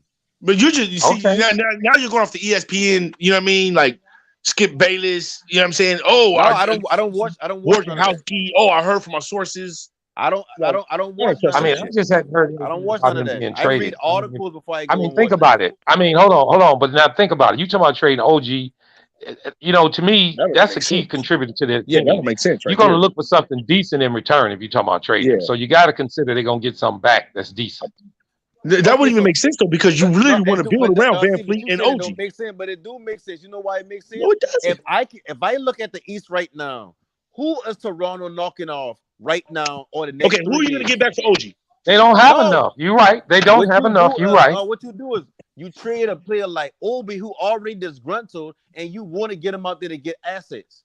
Wait, he's disgruntled? So who are you looking to get back in return? Okay, but hold on. Because he's throwing out these narratives, fam. Hold on. He's throwing out these narratives, but talking about disgruntled. He's hearing about trades. I've never heard none of this. Yeah, because you heard it. You heard it, Purple Baby. But you read articles from these actual teams. I just hadn't heard anything. I don't know why. I don't think that's the right move though. OG, they was talking about trading OG off of a health thing because he ain't been. I thought he was mad about his contract. Yeah, and that's how it started. But it's really because he ain't been healthy too. But yeah, that's both on both ends. Yeah, because I forgot who they said they was gonna trade OG for. I can't think who. I mean, who are you gonna get for him though? Like, who literally are you gonna get for him? Who's better that you're gonna get? That's the thing. What can he command on the market? He can command something on the market. He will command something on the market. I think Toronto is command something, but it ain't gonna be a. But he's not gonna demand like a Kevin Durant kind of demand. He's not gonna demand a Donovan Mitchell kind of. Okay, but wait a minute. Hold on, guys. I got a question to Purple Baby and No See Panic. who they're gonna get back. If they're talking about moving this guy, who fits to make them better? Who you going to get back to make this team better? Mitchell, your only best bet. Go ahead. Go ahead. Answer. Go ahead. Go ahead, Purple. No, here's what I was about to say. It's Toronto, so 9 out of 10. They probably gonna look for picks rather than getting a player back. That's just what Toronto does. So you going in the sentiment of like what No Panic talking about? They may be talking about rebuilding. Because they would keep Lowry if they were thinking about rebuilding at some point. But you wouldn't sign Van Fleet to that long-term contract if you was rebuilding. But no, but then, I just don't see them rebuilding. They don't even look like a team that's rebuilding. They don't even look like a team that needs to rebuild. They literally look like a team that needs to step up. But Van They're missing.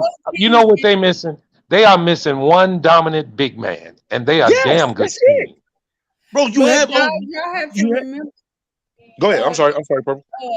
But remember, Van Fleet, OG, and Siakam is leftovers from that team with DeRozan. Because remember, with DeRozan and Lowry, I don't know who was getting playing time. I think it might have been Siakam, but I know the other two wasn't getting playing time. So they're leftovers, like they're good leftovers, but they're leftovers. Yeah. Wait. I thought DeRozan left. When you say leftovers, no, Purple Baby, those are key pieces to a winning team. No. Yeah, and I'm not meaning it in a negative way, but that's a reason why they would want to move off of them because I just hadn't heard it. I think I seen something on the wire one time about OG, but I hadn't heard much more about it. I didn't know it was. Yeah, and you not because it's Toronto. But in Masai Ujiri don't, unless he getting ready to make the move, he ain't talking like that. My God. Yeah, Mom, think about it. We didn't hear nothing about the Rosen being traded to the Spurs before he happened. Well, I'll say this. Gary Trent Jr. is a free agent after this year. Watch how many teams be after him. Yeah, it's gonna be a lot. Yeah. He's a pure shooter. Wait a minute. Ain't he with Portland? No, he on Toronto. He with Toronto. Sure? That boy is bad. He with Toronto. I could have sworn Gary Trent is in Portland. No, he on Toronto. He used to be with Portland. Yeah. Yeah, he started with Portland, just like his dad, but he on Toronto now. Gary Trent. No, I think Gary Payton going to Portland. Trent, not Payton. Trent. No. I think she's getting Trent and Portland and Payton mixed up. No, I thought somebody said that might be who she's thinking about. Yeah, or whatever like that. Okay. I think she's thinking about Payton, but she's saying Trent. His dad, Gary Trent's father played with Portland also. He was badass too. What'd you say, Purple? No, I was thinking about Bruce. That's what I was saying because I knew Portland got somebody. Okay. I mean, think about it. Think about this, Purple Baby, and No Panic. They got Boucher over there too. Yeah, he's undersized though. He's way undersized. And listen, but he's athletic. But he's athletic. But you can't depend on him. They got They really need a big man. They need a solid guy. But no, hold on. I'm tripping. Wait. Y'all tripping right now. They got Patrice over there. Y'all tripping. Patrice was dominating the post last year. Y'all tripping right now. They got Patrice over there. Achua. You talking about Achua? Yeah. And Patrice, listen, everything y'all saying goes to where all pointers. You got young players like Scotty Barnes and the people y'all name. So why have holdovers and like Scotty Barnes? Tripping. Hold on. Let me finish. You got players like Siakam who gonna demand the ball. That gonna take away from other younger players' development when y'all know y'all winning no championship. I've never seen Siakam say I demand the ball. Huh? Well, he's a ball stopper. He is that. But let me say this. Like I said I've never seen Siakam. I've never seen Siakam demand the ball. Like I've never seen him say, "Oh, I'm pissed off. I don't get the ball." That's not. He don't go about it that way. It's just when he get it, he don't pass it. It's just when he get it, he gonna shoot. He either makes a good shot or he does something stupid. Man, it's almost like JaVale McGee. Almost. Man. Yeah, but I say this. Okay, all right. To no panic. Let me ask you this. Now you know they did lose to Philly in the playoffs last year, right? Right. But how bad did they play? How many pieces were they missing? Think about it. You want to break all that down and try to start all the way over for like a 3 or 4 year deal when you maybe 1 to 2 pieces away from really being something solid? Bro, all they got to do is get rid of Siakam's contract. They're not 1 or 2 pieces away. They got to pay these players. They got to pay Van Vliet again. They got to pay Siakam again. They already paid Van Vliet. They already paid Van Vliet. They already paid. They got That Gary contract Trent Jr. They got 2 contracts coming up. I understand what he's saying, but here's the deal with that. Do you decide to get rid of them? And each one of these contracts that you're referring to, they both should bring back something decent. It shouldn't be they shouldn't let them walk. I understand that, Marvin. I'm telling you that Toronto is going to look for picks. That's just how they are. They pick players up in free agency, like they did with Otto Porter. They look at that heavy. I mean, listen, all I'm gonna say is this: just about all of the, and I mean this truthfully, just about all the NBA East teams were talking about Toronto when the playoffs would start, because don't nobody really like playing them because they long, spider, they play good defense. They're not very far off from being a good team. Why would you tear it down? They're basically because VanVleet and his third year Miami Heat without the weapons. They're basically the Miami Heat without the weapons. Yeah, they're not bad. That's not a bad team over there. And I didn't say it was. I'm just saying the Fred VanVleet, OG, and Siakam are leftovers. They've been on that team since Larry and DeRozan have left. They were on them teams. They was going to the playoffs. They were on that team with Kawhi Leonard. How long do you keep them? Like, what needle is? But VanVleet is a baller, though. Hold on. Wait. But he's not okay, wait. Hold on, Purple. He like 5'8", 5'11". Shit. Dude, VanVleet is a baller. What are you doing? 33 job, no panic. Bro, come on, he stop, do his man. job, no panic. Bro, don't do that. Don't do that to VanVleet. Too. No, VanVleet plays. Wait, hold on. VanVleet plays way bigger than what he is, and everybody's seen him do that ever since college. All right, don't do that to him, guys. And that's cool. But the fact that y'all missing is he gonna be a full-fledged free agent in 2024 season. Siakam be a full-fledged free agent in 2024 season. So that's 2 contracts in the same summer you got to pay. Okay, so that's 2 years away though, right? So look, literally, right? No, because contract extensions start in their 3rd year of those contracts, which is this year. So by this All-Star break, you said the contract ended in 2024. Bro, this is the 2022-2023 season. The 2023-2024 season is when they freed. Wait. Are you sure VanVleet's contract is like that? Because I literally thought he re-upped. In 2020. So it's up in 2022-2023 season coming up. So when is it up? 3-year contract? No. And mine, you don't play like 3 seasons in 2 years.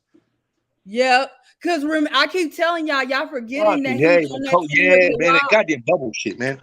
Okay, all right, so no panic. What are you referring to? Wait a minute, no panic. All right, hold on, no panic. So what are you saying? All right, hold on, guys. Hold on. No panic. What are you saying? You saying that this going to be mandatory for them to do something because they're not going to be able to sign all these people? No, they can sign them, but is it worth doing that? Exactly. Bro, the only person that's worth it is VanVleet. So you sign VanVleet, you get rid of Siakam. You get rid of Siakam, and if Obi doesn't do what he needs to do by next year, literally his whole, he's not going to be worth as much as he was last year. Siakam is not going to bring in a player at his level or better if he don't play the. That's not what I'm saying, bro. That's not what I'm saying. I'm saying get rid of his contract. If you get rid of his contract, So you saying trade him? Either trade him or just get rid of his contract, period. And get something back. They're not going to buy him out. They're not going to buy him out. What can you get from Siakam right now? That's hard to say. He'll bring back something. Not about picks and young players, right? Well, hold on. Well, everybody's going to be picked right now because of the young players that are coming out. Literally, right now, young players are coming out and they're balling like they're veterans almost. Okay, I'm sorry. It's just it's inevitable. It's going to happen. So right now, these young players are not like LeBron's young players, where it was literally just a couple of them that was ballers and that had the IQ of the game. These young guys know how to play this game now, and they got the IQ for it. So that's why they're getting these young players coming out early, so they can groom them into their organization like they did with Steph and all them other players. So you do want to stay young a little bit, but you want to keep that veteran lineup in there and that veteran leadership, like a VanVleet and an Obi, so that you can get them players on the right track like they need to be. What's the problem with that? But listen, that makes sense if you talking about Siakam as a superstar, VanVleet as a star, not a superstar. Scotty Barnes is a rising star right now. Like they actually Siakam's not a superstar. Competing for finals conference finals every year. Wait. Don't Barnes and Siakam play the same position? Say that again. Don't Barnes and Siakam play the same position? I believe so. I believe Barnes is the power forward. No, Barnes is That's not what I asked you. Barnes is a small forward playing a power forward position. Huh? Right, which means they need Barnes is a small forward playing in a power forward position because of his length.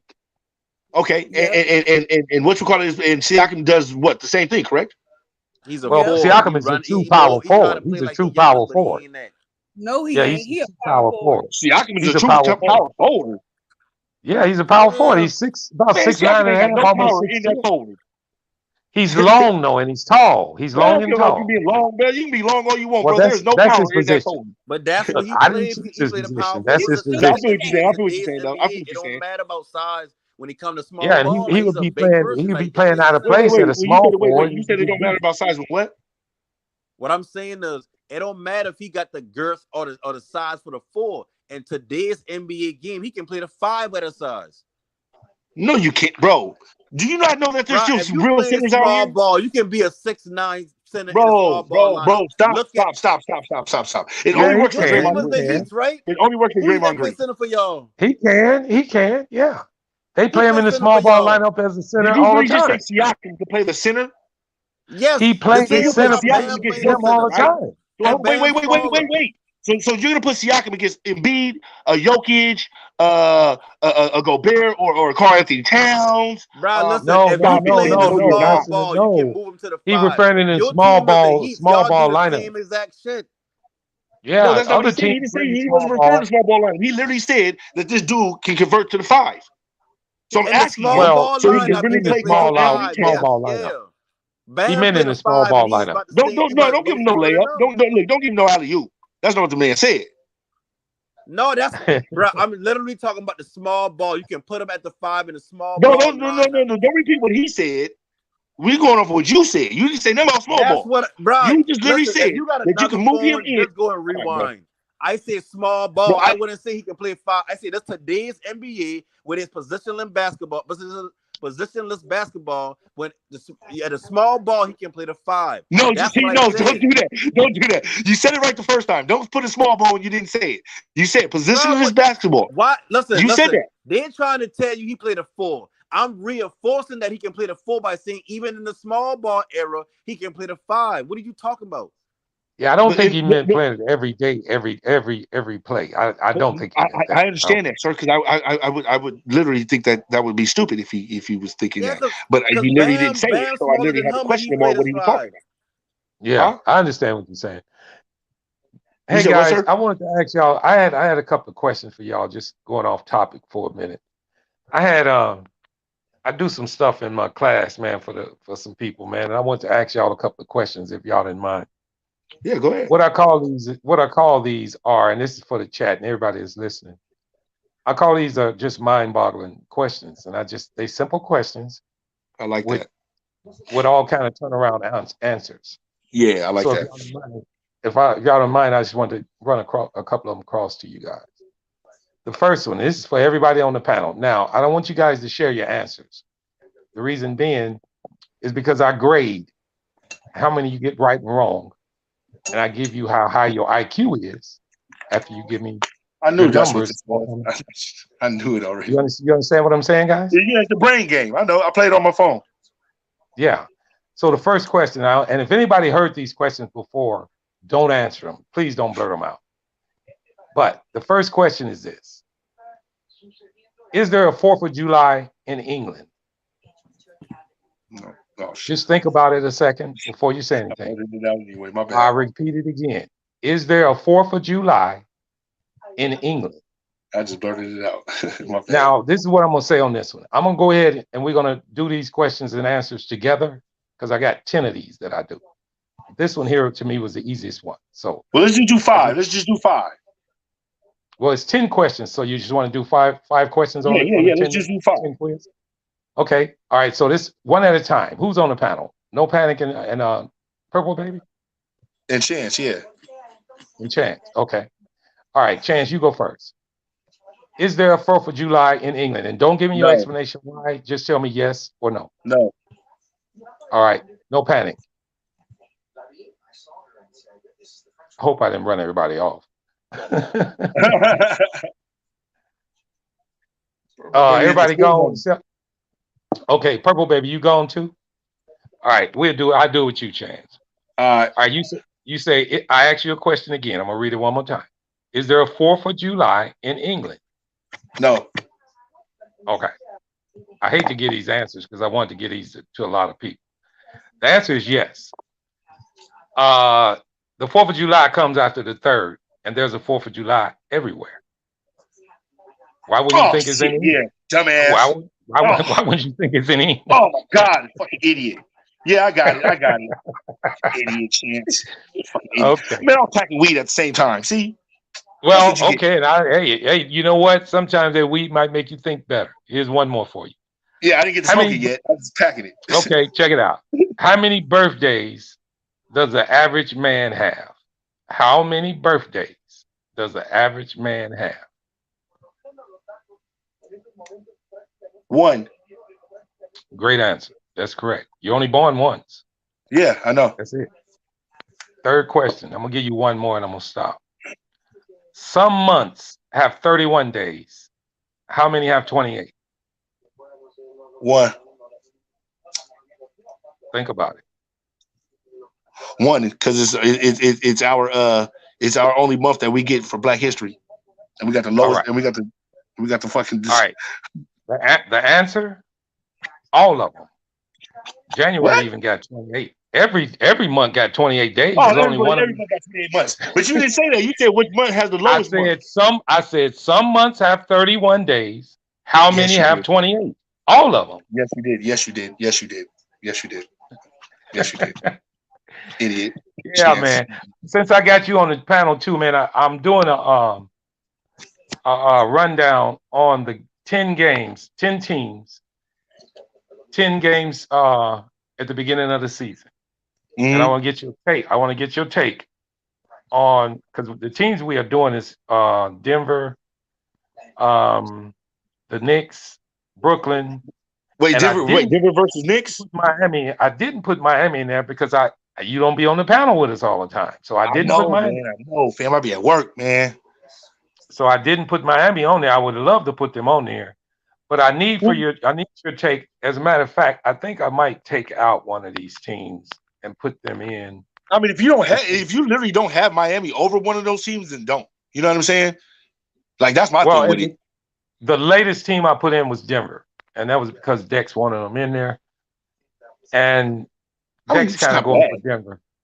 Huh? Yeah. I mean, it's not a bad pick. I mean, because, Jamal Murray's coming back. Dozier's back there again. I mean, so you got some pieces coming back. Well, you know what? I put Boston in there too, and there is no Boston fan on the panel, so I'm going to take them out and put Miami in. And then I'm going to let you give your. I'm going to give you Boston beat Miami. I literally can't take fucking Miami over Boston now. Shit, they literally beat us. Well, that's why I want to get your takes on your first 10 games of Miami with Miami. Yeah. Yeah. Let's run it down then. Let's run it down. What's the first 10 games? But I got to change everything because I didn't have Miami in here. So hang on a second. All right. Hang on 1 second. Shit, we can go through all the teams. I'll run it down for you. No, it takes too damn long. Shit, no. No, I'm talking about the teams that you had ready. I'm talking about the teams that you already had that you was talking about. Oh, okay. All right, but this one won't take long. I'm just going to change the name, leave the players the same, and then bring the schedule up. All right, hang on a second. Yeah. Because this is going to be cool, man. I'm telling you, because we got quite a few people doing this, man. And boy, you would trip out. You hear the takes.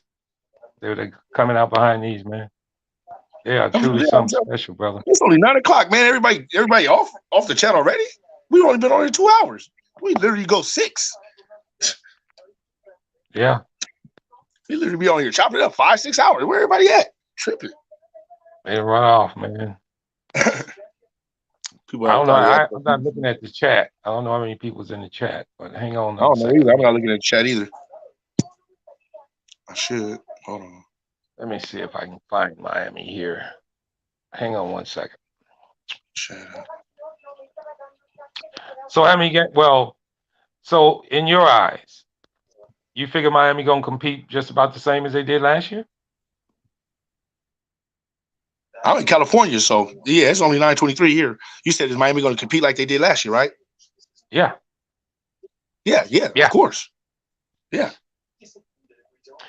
Well, with Spoelstra, I figure the defense ain't gonna never change. They're gonna still be decent on defense. The only thing I believe they ran out of gas last year because they just didn't have enough help for Jimmy. Yeah. And you're right. If Oladipo can get his, but that's a big if, man. He was out what, 2.5 years? He's not, man. He's healthy, man, for the first time in 5 years, man. He's been raving about it. If you look at the videos, the boy in shape, man. And you see Kyle Lowry's back in shape. He lost all that weight. He's back healthy. So,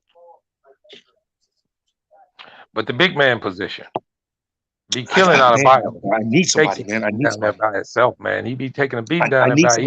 Now he get his, but he can't do it all. No, but that's the problem, though. See, when they say, "Oh, out of body," bro, he's playing two positions in one, fam. He literally has to go down there, do it on that end, and then come back down and defend basically two positions, the 4 and the 5.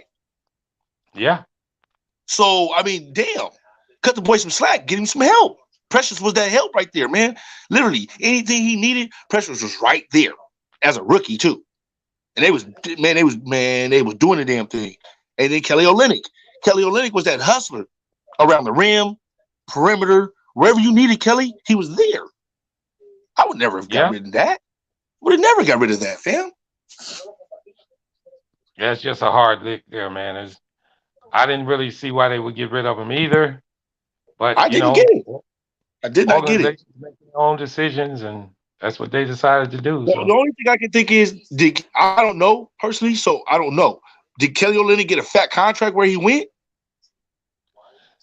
No, he in Detroit. He in Detroit. I'm saying, but did he get a fat contract though? Well, I think they paid him more than what you guys were talking about. See, then he got to do what he got to do for his family. You know what I'm saying? I feel that.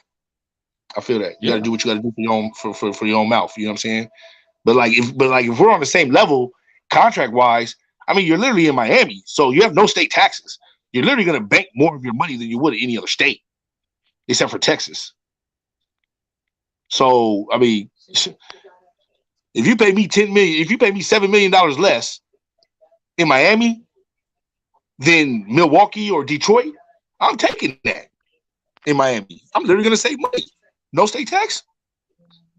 I believe that. Definitely. One of the lowest property taxes? Come on, man. I'm there. Yeah, that was, but to give him up knowing that the hole it was going to create was the difference to me. I think that's why they thought PJ Tucker was going to be able to bring that, was going to be able to, cover that hole. And believe me, if PJ Tucker would have been that PJ Tucker from Milwaukee, then we would have we'd have signed him up again. We'd have signed him up again. You don't think it was, obviously. I don't think he was, for one. Literally, the hunger. It didn't feel like, you know what I'm saying? It just didn't, I don't know. It's the fit. Maybe it was the fit or something. I don't know. It just didn't feel like, I didn't feel PJ. I didn't feel that Milwaukee PJ. Yeah. I don't know. But you guys were still ranked in the top 10 in defense. Well, that's because every player on our team is going to play defense regardless, even if you don't want to. You know what I'm saying? It's going to be instilled into you in practice, and it's we don't go as hard as Thibodeau. You know what I'm saying? But we ain't going soft in practice either. So you're going to have to play defense. And when you got Jimmy Butler there, you literally going to have to play some fucking defense, bro. Like, you come on now. Jimmy ain't going to just sit there and not let you play defense or not let you do nothing. Come on now. That's Jimmy Butler. Yeah. He missed the jump shot, but let's not forget who he is. I got your schedule up. You ready? Yes, sir. All right. Your first game is at home against my boys, the Bulls. Oh, that's a win. Okay, great confidence. I like that. Home again against Boston. Wait. Is Lonzo Ball going to be healthy coming out this year? Yes, he is. Okay. Caruso too? The whole I base this on everybody's being healthy on every team. Okay. Yeah, we got that. All right. The second game is against Boston at home. We got that. 2-0. Just on GP. We at home too. Yeah, we want the revenge. You guys start off with a 4-game homestand, but your next 2 games are back to back. No, you're not back to back, but it's 2 games against the same team in Miami. First game against Toronto at home in Miami. That's your next game. Home against Toronto. How many days? How many days after Boston? That's a back to back actually. That first Boston game against Toronto's a back to back. You play Boston the next day. You play Toronto at home. Oh, that one of those is probably gonna be a loss. So you 2-1. Yeah. Okay, 1 day later you play Toronto again. Yeah, we got that. 3-1. Then you go on a 3-game road trip, which is at Portland. Got that. 4-1 at Golden State. Close game. We got that. Damn. 5-1 at Sacramento. Remember, we play Golden State tough. We one of the only teams out there that plays Golden State tough. But that was on the road at Golden State. You picked it a win. No. Even on the road at Golden State, yeah. We're gonna be up in Draymond Green. Yeah. All right, 5-1. At Sacramento. Yeah, 6-1. You might as well count that. Now Golden State comes to your home. Golden State got that. Okay, so you 6-2. Wait a minute, let me make sure on that because you are running them off like crazy. 1, 2, 3, 4, 5, 6. We had 8 games. You had 7-1. Yeah, we had 8 games. Yeah. Yeah, 7-1. Your next game is home against Sacramento. No. 72. No, that's 6-2. You only lost to Golden State? Oh yeah, you split with Toronto. You split with Toronto. Yeah. Okay, 7. So you 6-2. All right, next game is home against Sacramento. Yeah, we got that. 7-2, and then the last one is on the road in Indiana. Oh yeah, no, Brogdon's gone. Wait, Brogdon's gone, right? Yeah, Indiana's one of the worst teams. Yeah, we got that. Yeah. So you start 8-2, you say? Yeah. Okay, cool. Easy. Because either we're gonna split one with Toronto or we're gonna split it with Golden State. All right. So you got yourself beaten Golden. I think we can probably beat Toronto twice. So I'm literally thinking that we're gonna split with Golden State. And I think we're each gonna get each other at home. And you're starting off with 3 East teams, which are the Bulls, Boston, and Toronto, and you got yourself winning all 3 of those. Yeah. Because we ain't got to go nowhere. Yeah, you're right. Then you go Toronto, Portland, and Golden State, and that next road game. I'm sorry, I forgot to tell you this. That first road game against Golden State is a back-to-back after Portland on the road. Oh shit! So okay, you know what? We could fly out to Toronto because Toronto might be hyped just to play us at home, and we'll win that one in Toronto. No, both of your Toronto games are in Miami. Oh, for real? Oh, we got those. Yeah. Oh, yeah. No, damn, no, I can't say that though because we might be lackadaisical on one of those games. All right, here's the deal. You play Toronto on the 22nd and the 24th. You fly to Portland on the 26th, then you fly to Golden State on the 27th. Okay. Then you fly to Sacramento. Yeah. That Golden State, yeah, we lost that one. That's the one I was asking you about. Yeah. That's the one. Yeah, that's the one we lost. But if you've taken both of your Toronto games, then you still got the same record. Yeah. That's what I'm taking. Yeah, we're at home. I'm taking both of those. We're not losing at home to Toronto like that. No, I got one game close, and I got the other one to blow out. That sounds pretty reasonable.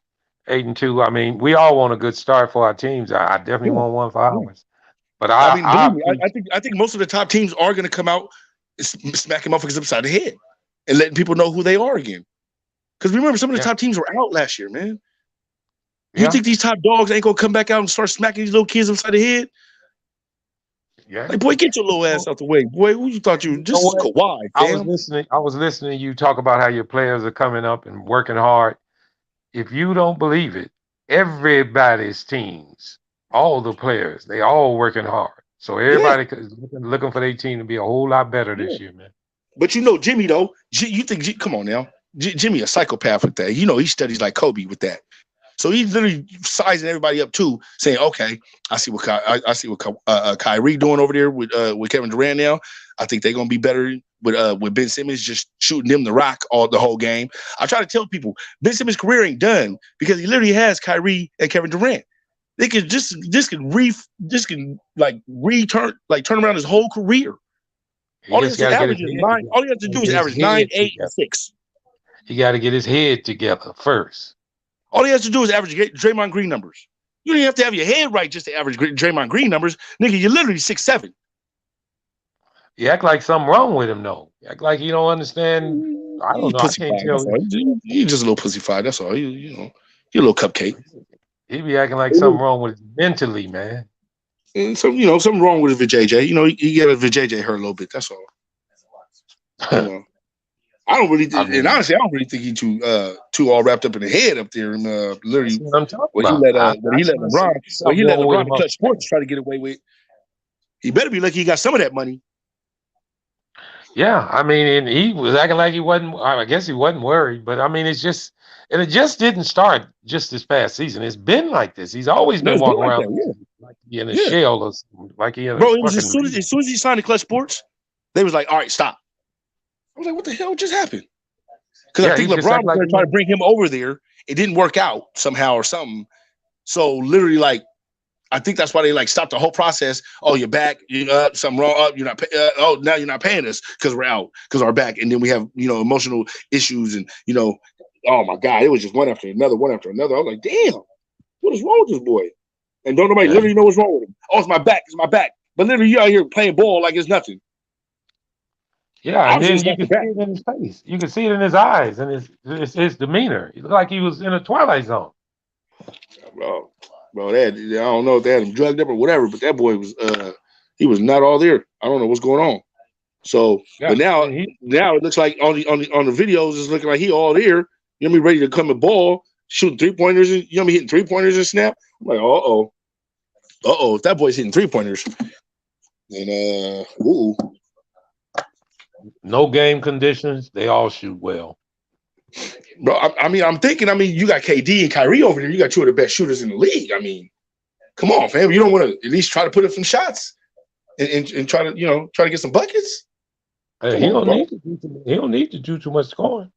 No, he don't. I said 9, 8, and 6. That's literally what he has to average for the season.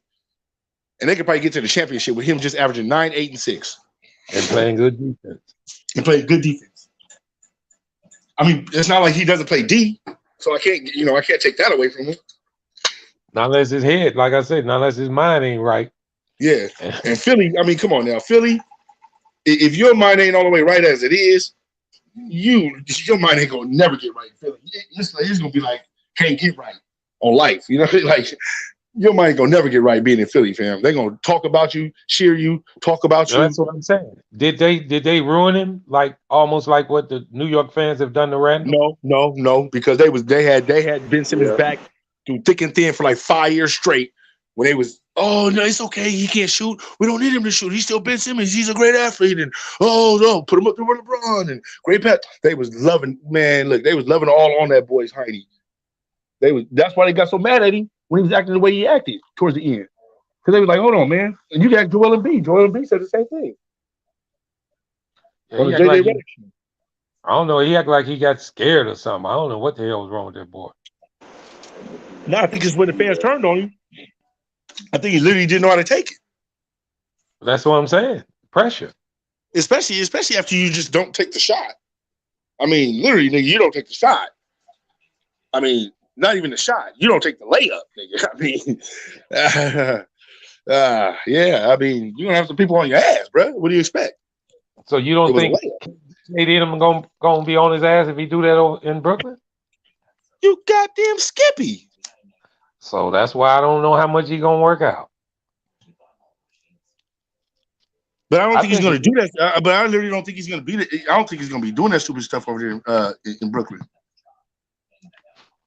Oh, he gonna have some shots to take. That's for damn sure. No. But yeah, shots is different. He didn't take the layup, fam. Fuck the shot. You didn't take the layup, G. That's different. And he'll never forget that. Now you scared to take the shot. Okay, some people are just scared to take the shot. But you didn't lay the ball up off the glass. Like you literally could have just like my grandma could have just threw it off the glass right quick. That's how. Was it that obvious? Was it that obvious? No, I guess it wasn't. I mean, I guess it wasn't to 80 million people. I guess he was the only one that didn't see it. I guess he was the only one that didn't see that he was that close to the basket. I mean, he had somebody guarding him at the time, didn't he? I can't remember that shot. Man, dude, what even man, he was already up in the air. But all he had to do was literally take the right hand. I mean, you could have grandma shot it. You know what I'm saying? Like in between the square and just, tapped it off the glass. But you could have just finger rolled it off the glass, bro. And yeah, 2 points. He kicked it out. He sure did that stupid shit. He kicked it out, right? He kicked it out, right? Shot. Yep, for a harder. Oh, Joel Embiid was so pissed. You didn't see Joel Embiid at the top of the key? I can't remember the shot. Oh my God, Joel Embiid was hot. That motherfucker was Joel Embiid, when he get mad, and he throw them long ass gorilla arms up in the air. You know what I'm saying? Oh, he was hot, man. Oh, I think I remember it now. He drove to the basket and kicked that out. Drove to the basket, fam. Like he was about to LeBron dunk on shit on somebody. Nope. I'm gonna gently pass it out to. And Harden missed the shot. Yep. Well, he was guarded. I mean, it's not like he passed it to a wide open man. It's not like you went to the hole. It's not like you went to the basket and you had 3 people in your face or 2 people in your face. You wouldn't double covered nothing. And I think the guy that was on him was a smaller guy. I forgot who it was that was on him. Wow. So back to Donovan Mitchell. Will he be a New York Knick or is he staying in Utah? No, I think he got to stay in Utah for right now. I mean, because I don't think they want to get rid of Juju. I don't think they'll give him Juju and everything that they want. You know what I'm saying? Like they're asking for a lot too. So who you talking about? Juju? Juju who? Julius Randle. Oh no, they don't want Julius Randle. Bro, I don't know why everybody's so harsh on Julius Randle. Like, I'm not. I'm just saying they don't want him. They don't like. There's a lot of players that either can't go either way. You know what I mean? To the basket. I mean, everybody knew which way he was going to go. Yeah, damn. But I think he's working on that this year. I think he's working on that this year. But I mean, he had nobody to help him out though. That's where I was going with it. Like you had a young Barrett. Barrett wasn't ready yet. Rose is in and out the lineup because he's older. Like, I mean, who did you have? Taj Gibson. Come on, who did you have? Yeah, I look. I already know. The New York Knicks fans, I speak with them quite a bit. They were just blown away and happy with Randle the year he won. He came back and made the All-Star team, and they went to the playoffs. The following year, he was playing well. Now, a lot of people don't realize. You remember when he went out on COVID? Yeah. You know what the Knicks fans were saying? That he has a chance to be the MVP? Was out due to COVID. Yeah. No, they were happy he was out because of COVID because they thought the team would play better, and he heard about it. Man, that debacle didn't happen. I mean, that's disrespectful, man. That's. I mean, they did play better, so that's literally on your dumbasses. But that's you dealing with a man's livelihood. He could have died. That's New York City, man. Like if you ain't ready to play in Brooklyn, you ain't ready to play in Philly. If you ain't ready to play in the East Coast, man, at Boston, Philly, New York, like, bro, they're gonna eat you alive, bro. You have to be all the way there between the ears. If you're not, those are not the places you want to go. You might as well go to LA.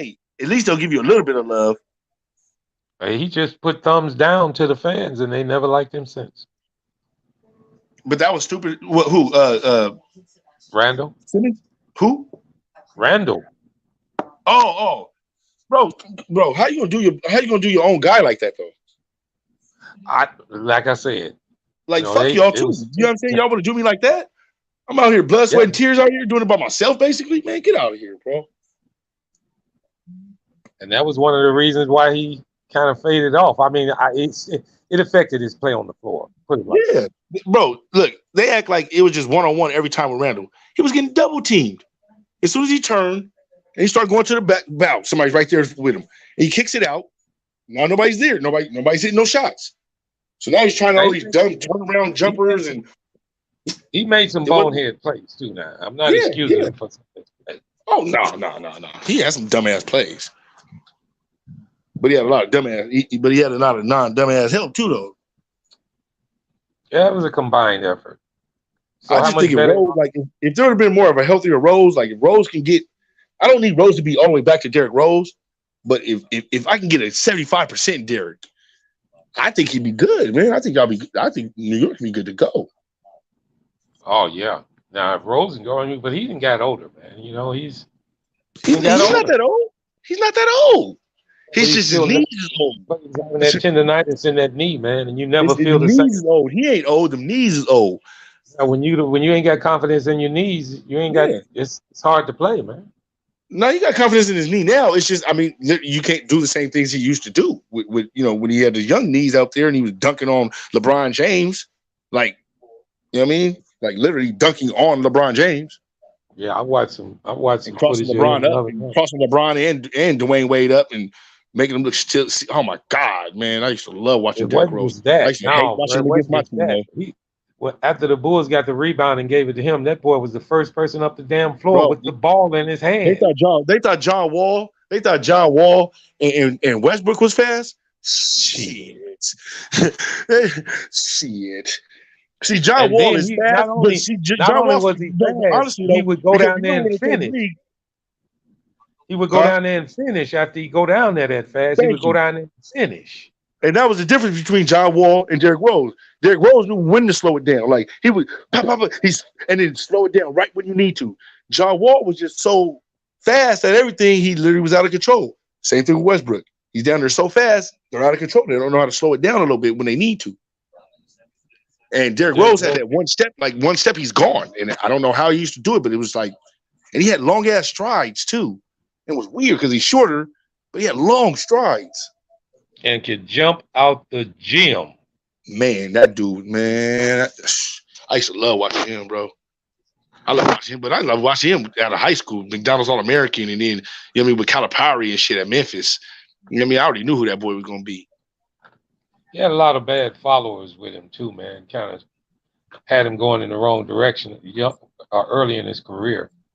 He changed that. I didn't hear about none of that in the Bulls. Yeah, with Chicago, yeah. I didn't hear none of that. He had an entourage, quite a bit of entourage.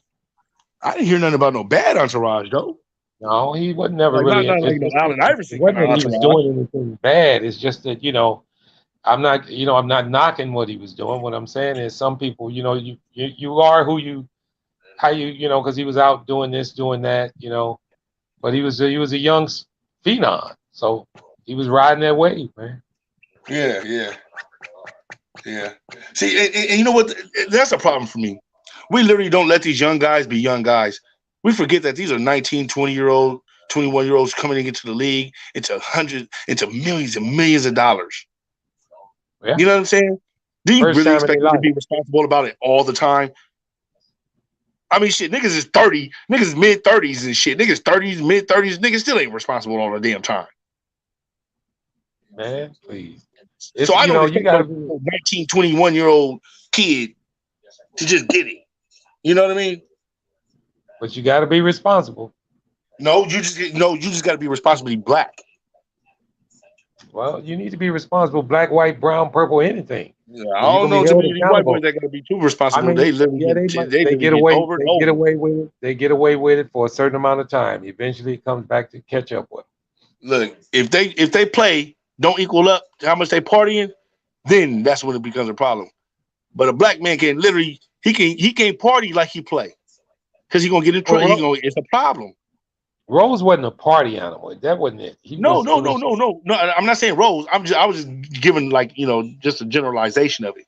You know what I mean? Yeah. Like even if Rose wanted to be, the big old saggy pants and you know what I'm saying, he looks like a thug to them.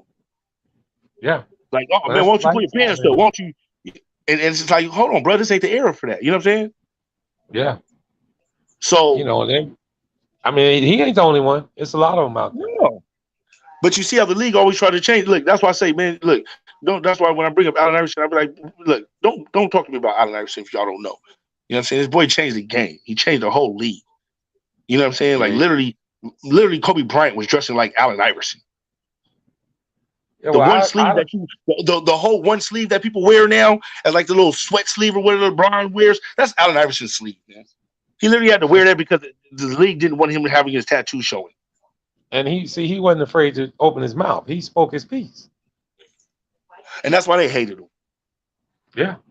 And that's why they give you that little script, you know what I mean? That little fucking dumbass little 10-second clip. Practice.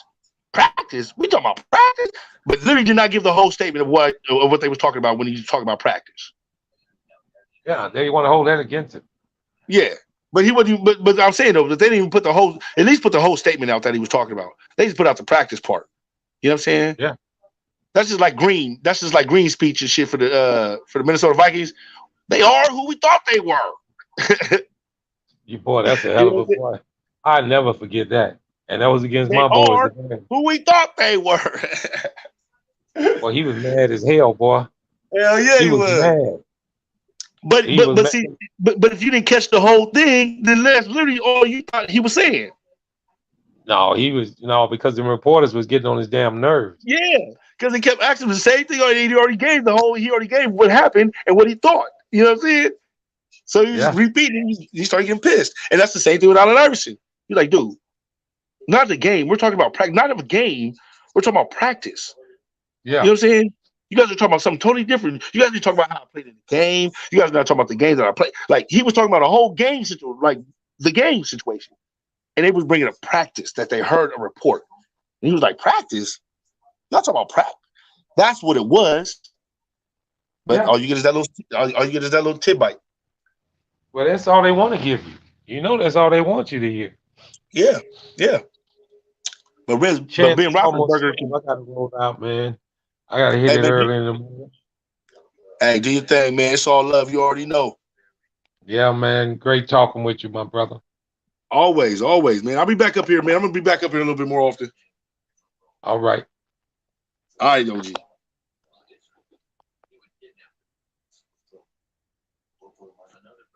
Flight, you still on? Are you night?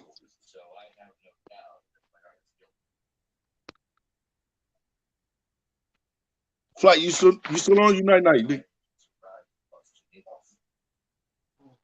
nigga might be night. They showed me a piece of paper that found with instructions to kidnap a member of my community and take him to Lost Jenny. And another member of my community recognized that Lost Jenny was perfectly in the place where he was held captive. He's always on no night.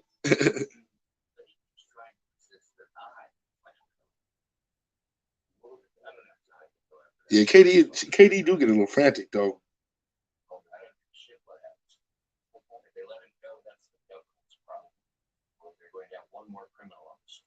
Nah, but KD hasn't won again yet because of the team that he won with was already set up for. I mean, come on now, you just walked into a championship. All KD had to do with the Warriors was not mess it up. That's literally all he had to do was just make sure he hits his shots and not mess it up. They set it up for him. They basically gave it to him on a silver platter. I mean, look at all those shots he took. Those literally could have been all Curry shots.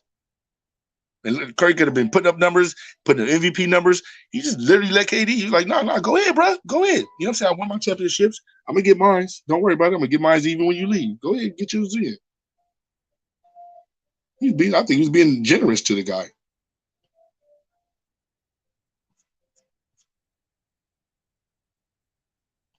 It was literally like a LeBron, Dwayne Wade situation. Like, Dwayne Wade was like, hey, come on in, bro. Hey, let me show you how to win. LeBron thought he already knew. And you see what happened? When you literally let Jason Kidd D you up and you don't even take a shot. You take one shot in the fourth quarter in the whole series, every game, while Jason Kidd is D you up at the top of the key, but you want to be the man in charge, and Dwayne Wade is telling you, give me the ball. And you want to do stupid stuff. So, yeah. And in the second year, Dwayne Wade showed him how to win. Like, hey, look, bro, this is why we didn't win. And that's when LeBron won. But LeBron needed to learn how to win from somebody else. He had to learn.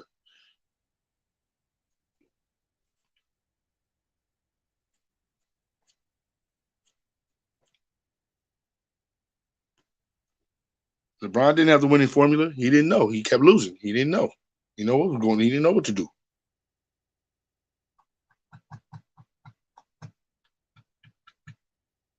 And that's when Dwayne Wade was like, nah, man, look, in the fourth quarter time, that's when you shine. Like, that's when you step up.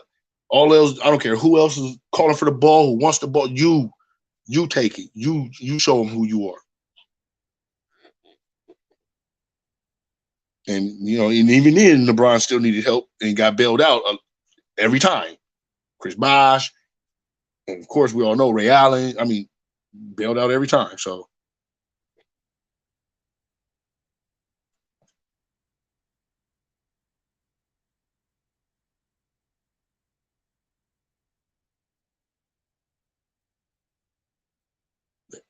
man, Basil, that's a fact, fam.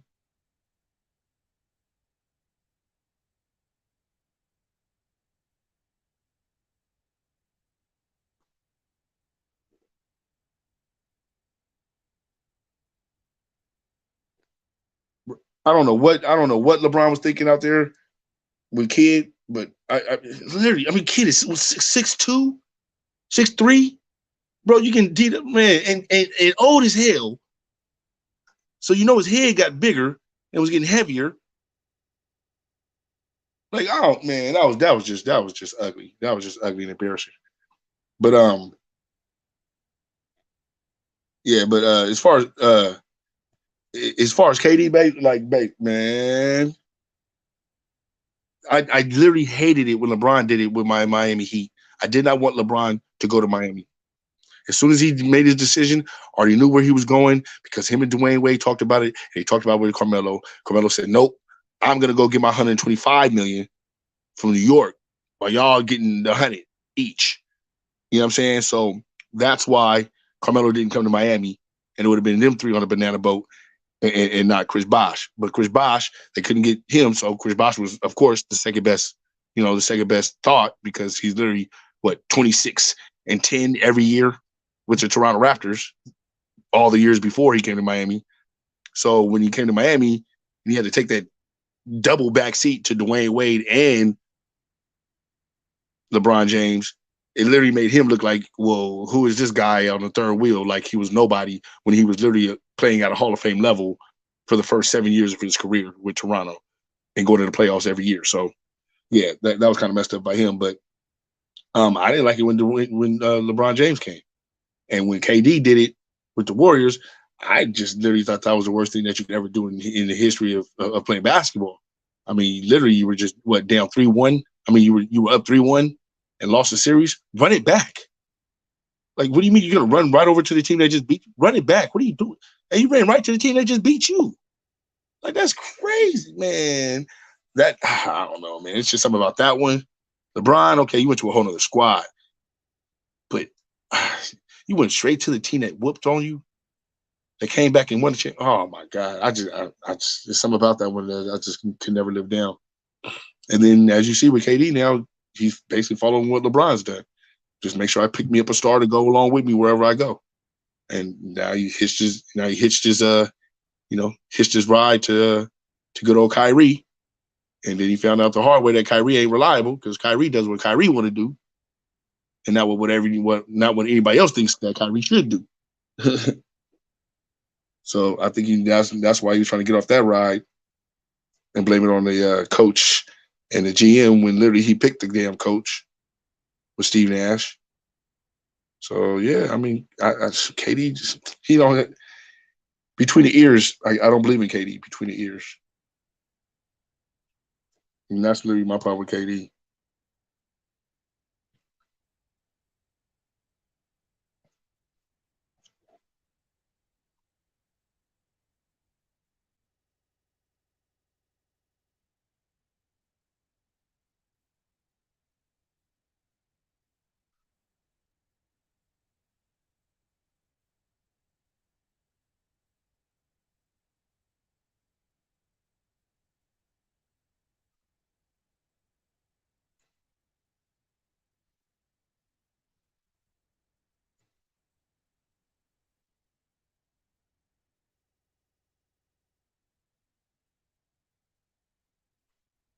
Man, OKC actually had the better team. If you really look at it, they had the better team. They literally did. They had everything that the Warriors had. They just probably didn't have the equalizer. You know what I'm saying?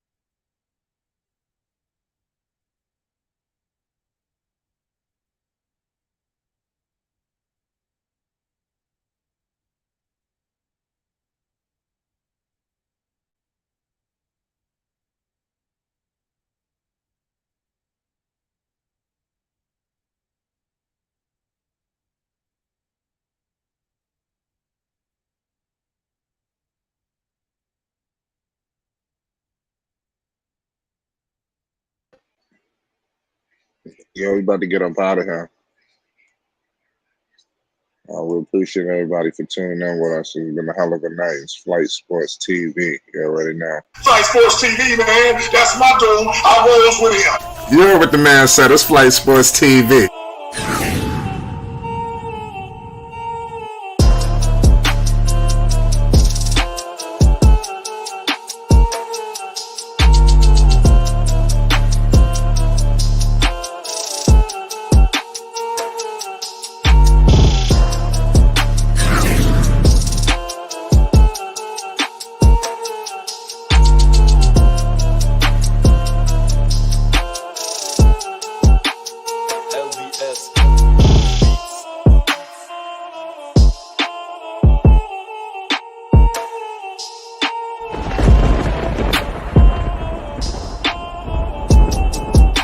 Like I said, Flight Sports TV, that's where it's at.